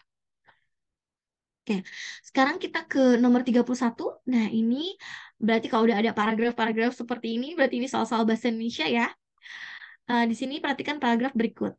Nah, karena ini kasih tips kalau misalnya mengerjakan soal bahasa Indonesia yang ada paragraf ataupun cerita yang panjang, itu sebaiknya kita jangan dulu langsung baca paragraf atau ceritanya, tapi kita langsung lihat dulu atau baca dulu ke bagian pertanyaannya. Jadi di sini kan disuruh memperhatikan paragraf berikut, tapi kita langsung lihat ke soalnya atau pertanyaannya. Yang ini berarti yang di bawah ya. Informasi penting apa yang didapat dalam paragraf di atas? Oh, jadi di sini itu ingin mencari informasi penting gitu ya yang didapat di dalam paragraf ini. Baru kita baca nih. Setelah tahu soalnya, baru kita cari jawabannya dengan membaca paragrafnya. Jagung merupakan salah satu tanaman yang dijadikan bahan baku, bahan makanan pokok di berbagai negara, salah satunya di Indonesia. Di Indonesia, penduduk Pulau Madura menjadikan jagung sebagai makanan pokoknya. Jagung merupakan salah satu tanaman penghasil karbohidrat yang sangat diperlukan oleh tubuh. Nah, jadi mana nih informasi pentingnya yang sesuai gitu ya dengan paragraf ini? Apakah A, jagung merupakan makanan pokok?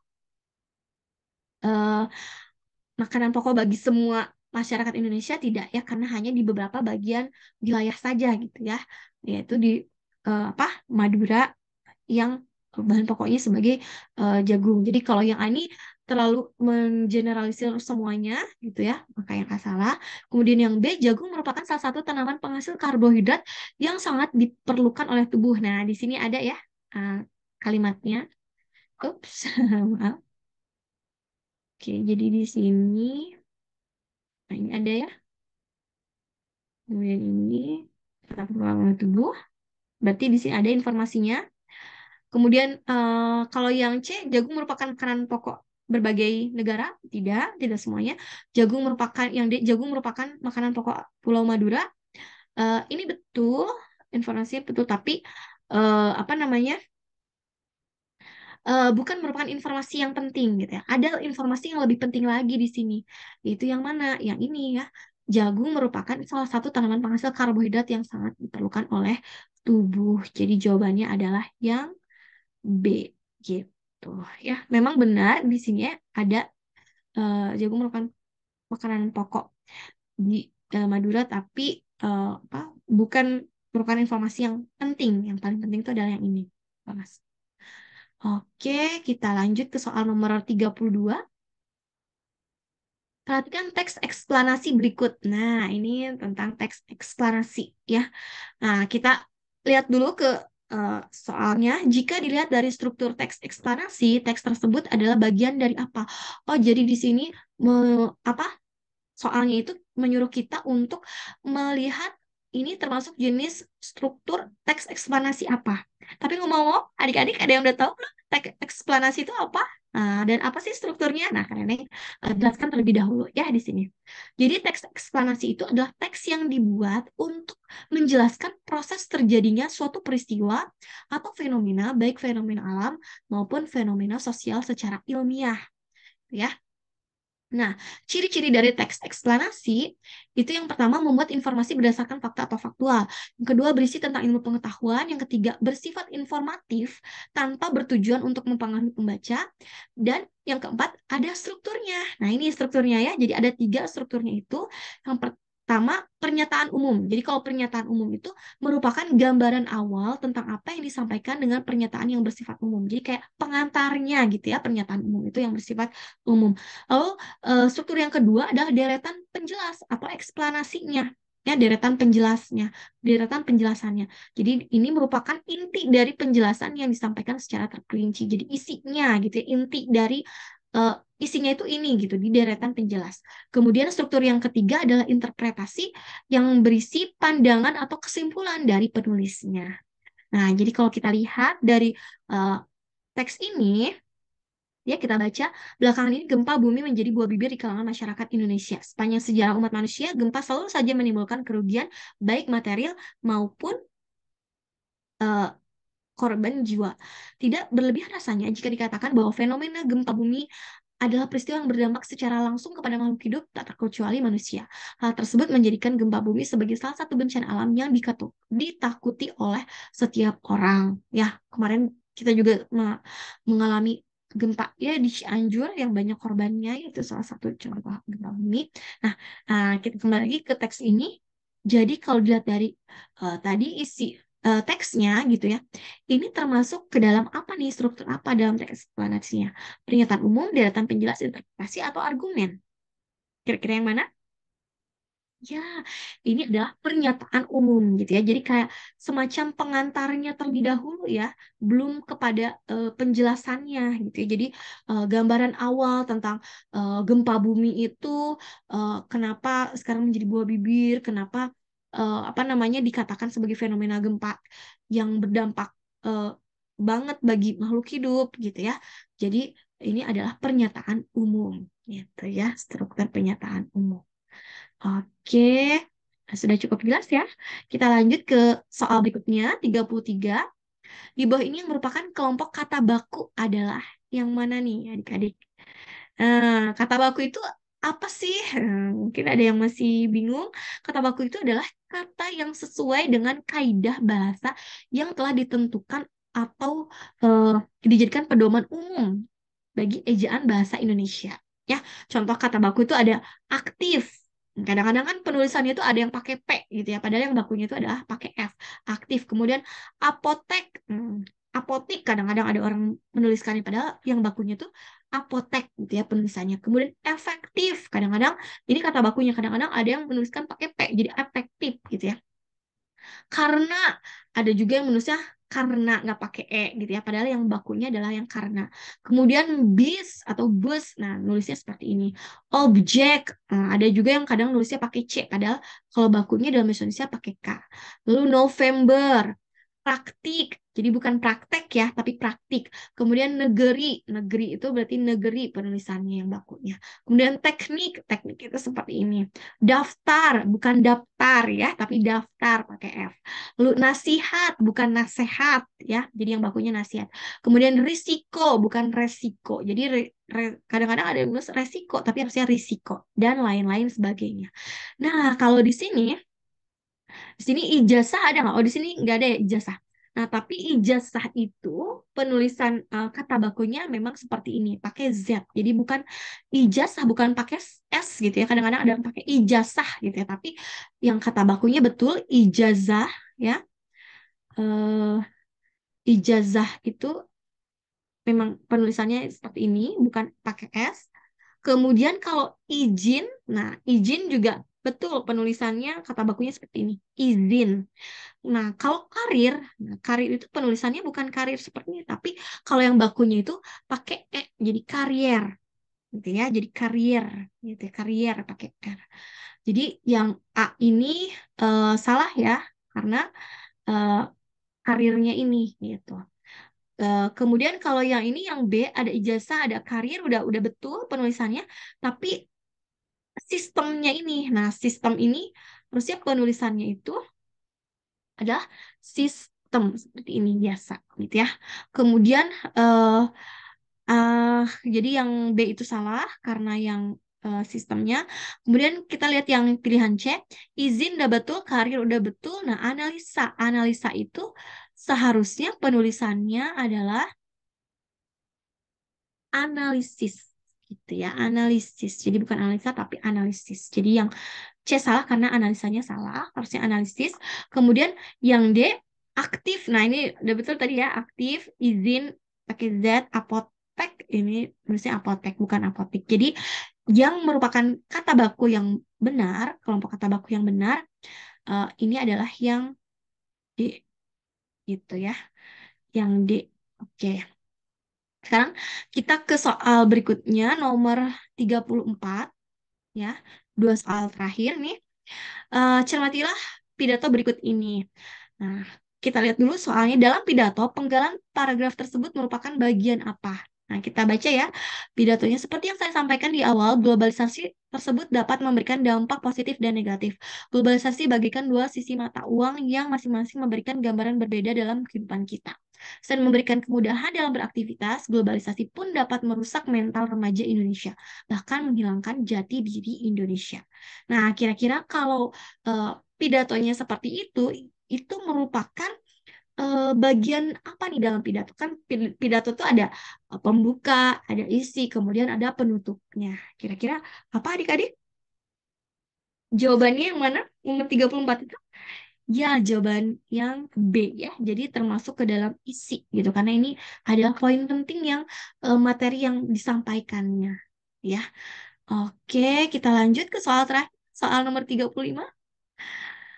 Pengisian formulir pendaftaran yang tepat berdasarkan ilustrasi di bawah ini adalah, jadi di sini ilustrasinya, namaku Sari Alamsyah Pratama. Aku lahir di Semarang tanggal 14 Agustus 2008. Aku tinggal di Jalan Mangkubumi nomor 24, Yogyakarta.